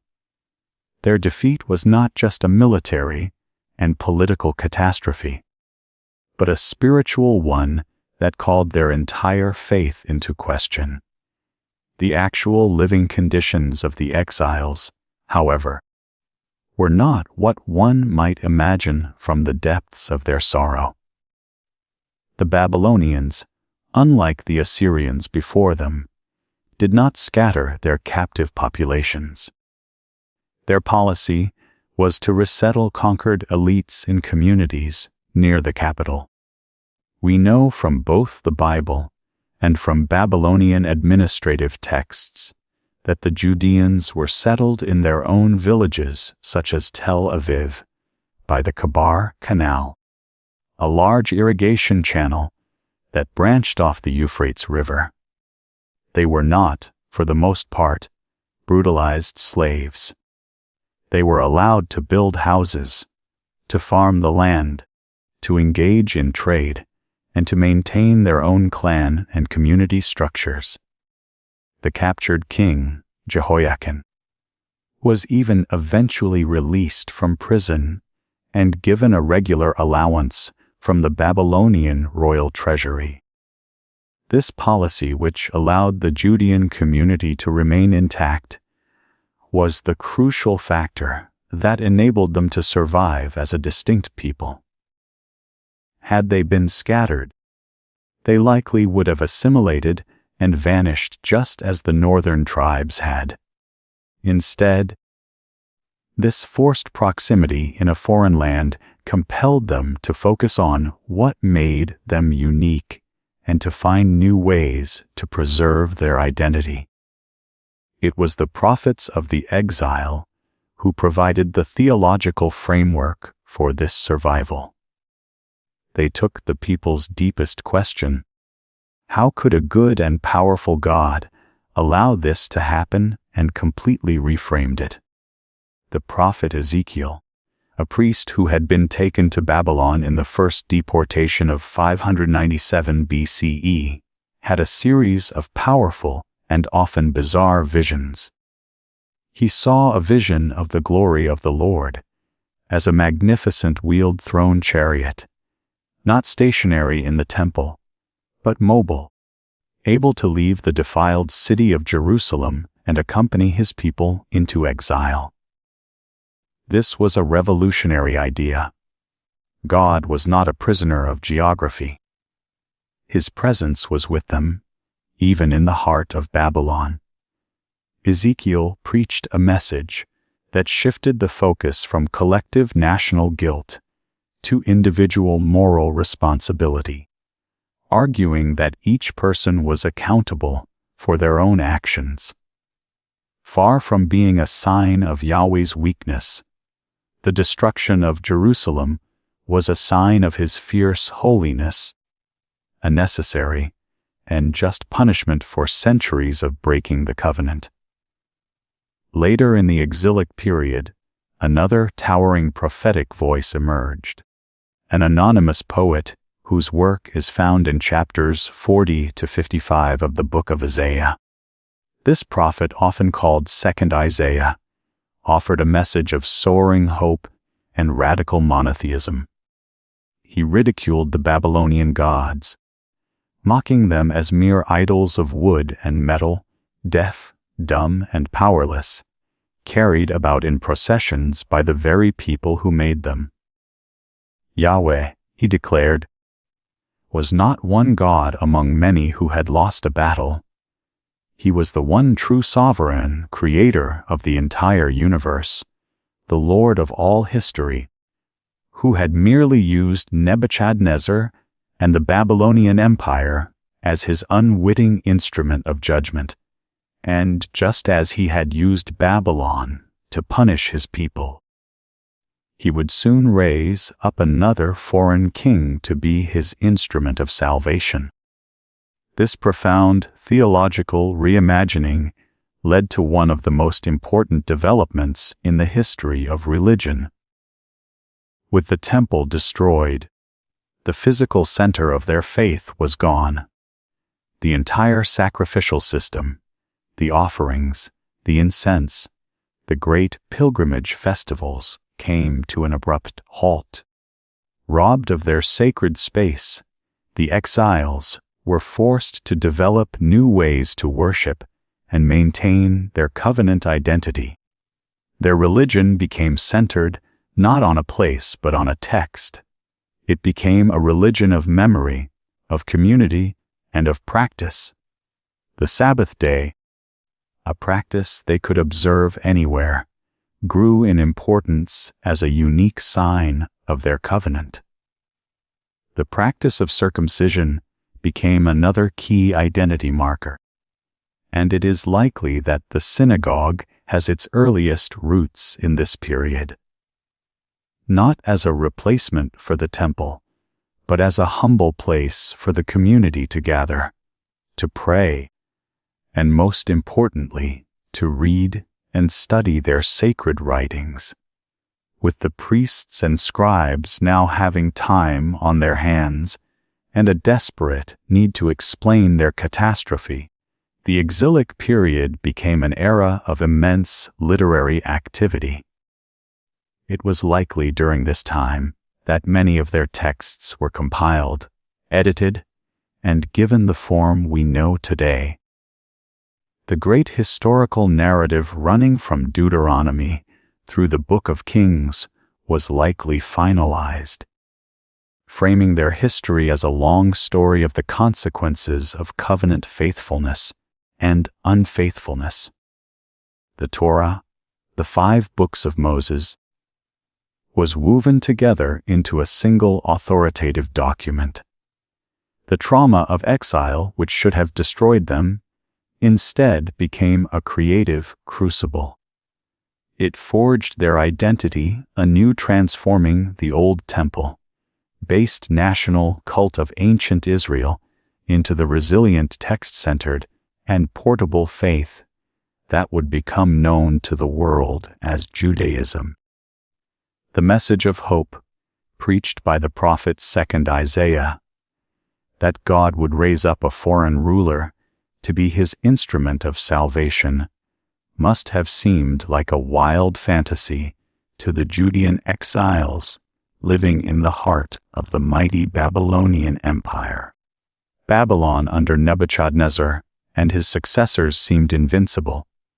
Yet in the mid-6th century BCE, the geopolitical landscape of the ancient Near East began to shift with astonishing speed. From the highlands of modern-day Iran, a new power was rising, led by a king who would become one of the most remarkable and revered figures in ancient history. His name was Cyrus, the king of the Persians. In a series of brilliant military campaigns, Cyrus united the Persian and Median tribes and swept across the region, conquering kingdom after kingdom. Unlike the Assyrians and Babylonians, who ruled through terror and brutality, Cyrus practiced a revolutionary, new policy of administration and warfare. He was known for his clemency and his respect for the customs and religions of the peoples he conquered. He presented himself not as a destroyer, but as a liberator, a restorer of proper order. In 539 BCE, this new Persian superpower arrived at the gates of the seemingly impregnable city of Babylon itself. The city fell with astonishing ease, not through a long and bloody siege, but through subterfuge and the likely collaboration of a populace, including the powerful priesthood of Marduk, who were unhappy with their own king, Nabonidus. The Babylonian Empire had vanished overnight. For the Judean exiles, this sudden and dramatic event was the fulfillment of prophecy. In the very first year of his rule over Babylon, Cyrus the Great issued a decree that would change the course of Jewish history. This decree is recorded in the final verses of the biblical book of Chronicles and the opening of the book of Ezra. But it is also stunningly confirmed by extra-biblical evidence. An ancient clay barrel known as the Cyrus cylinder was discovered in the ruins of Babylon and contains a proclamation from the Persian king. On it, Cyrus presents himself as the chosen of Marduk, the Babylonian god, and declares his policy of restoring the various peoples who had been deported by the Babylonians to their homelands, allowing them to rebuild their sanctuaries and worship their own gods. Though it doesn't mention the Judeans by name, it perfectly reflects the policy described in the Bible. The biblical decree is more specific, stating that Cyrus proclaimed throughout his kingdom that Yahweh, the God of heaven, had charged him with the task of rebuilding the temple in Jerusalem. He not only granted the Judean exiles permission to return to their homeland, but he also commanded that the sacred vessels of gold and silver that Nebuchadnezzar had looted from the first temple be returned to them. And he authorized the use of funds from the royal Persian treasury to help finance the reconstruction. It was an astonishing reversal of fortune, an act of imperial policy that the returning exiles could only interpret as the hand of God at work in history. The response to this decree, however, was not a massive immediate flood of people returning to Judah. For the majority of the Judans, Babylon was now their home. Many had been born there. They had established businesses, acquired property, and had become prosperous and integrated members of Persian society. The land of Judah, now a tiny and impoverished province in the Persian Empire known as Yehud, was a desolate, undeveloped backwater. The journey was long and dangerous, and the prospect of starting over in a ruined city was daunting. The first return was a relatively small and modest expedition numbering around 40 to 50,000 people, led by a descendant of the Davidic royal line named Sheshbazzar, and later by another named Zerubbabel. They were driven not by economic opportunity, but by a fervent religious zeal, a deep yearning to return to Zion and to rebuild the sacred center of their faith. When they arrived, they found a land that was largely empty and dilapidated. The once great city of Jerusalem was a field of ruins, its walls broken down, its gates burned, a ghost of its former glory. The population they encountered consisted of the descendants of the poor, who had been left behind along with people from surrounding nations who had moved into the vacuum. The returning exiles, with their strong sense of religious and ethnic identity forged in Babylon, often viewed these local inhabitants with suspicion, creating tensions that would mark the community for years to come. Their first priority was to re-establish the worship of Yahweh on its proper site. Under the leadership of Zerubbabel, the governor, and Jeshua, the high priest, they cleared the rubble from the foundation of the old temple. And amidst both tears of joy and tears of sorrow from the old-timers, who could remember the splendor of Solomon's original building, they constructed a new modest altar. On this altar, they began to offer the daily sacrifices once again, reinstituting the ancient rituals and celebrating the pilgrimage festivals for the first time in over 50 years. The next step was to begin the far more ambitious and difficult task of rebuilding the temple itself. They laid the foundation with great ceremony, but the project soon ground to a halt. The initial enthusiasm waned as they faced the sheer scale of the task, the poverty of the community, and persistent opposition from their non-Judean neighbors, particularly the influential officials of Samaria, who saw the rebuilding of Jerusalem as a potential threat to their own authority in the region. For nearly 20 years, the foundation of the Second Temple they exposed and neglected, while the people focused on building their own houses and cultivating their fields. It seemed as though the grand dream of the restoration might wither and die before it had truly begun. The prophetic spark, however, was not extinguished. Two new prophets, Haggai and Zechariah, arose in Jerusalem and began to stir the conscience of the people with a powerful message. They would never truly prosper while the house of the Lord lay in ruins. Their fiery preaching shamed the leaders and the people into action. And with renewed vigor and the continued support of the Persian authorities, the work on the temple resumed. The completion of the Second Temple was a monumental achievement, giving the small community in Judah a sacred center once more. But the society that had grown up around it was fragile, and its identity was still in flux. The returnees from Babylon mixed uneasily with the people who had remained in the land, and the strict observance of the covenant, which had been forged in the crucible of exile, was in danger of dissolving. About 60 years after the temple was dedicated, 2 new leaders arrived from the heart of the Persian Empire, sent with the full authority of the Persian king to consolidate and reorganize the community.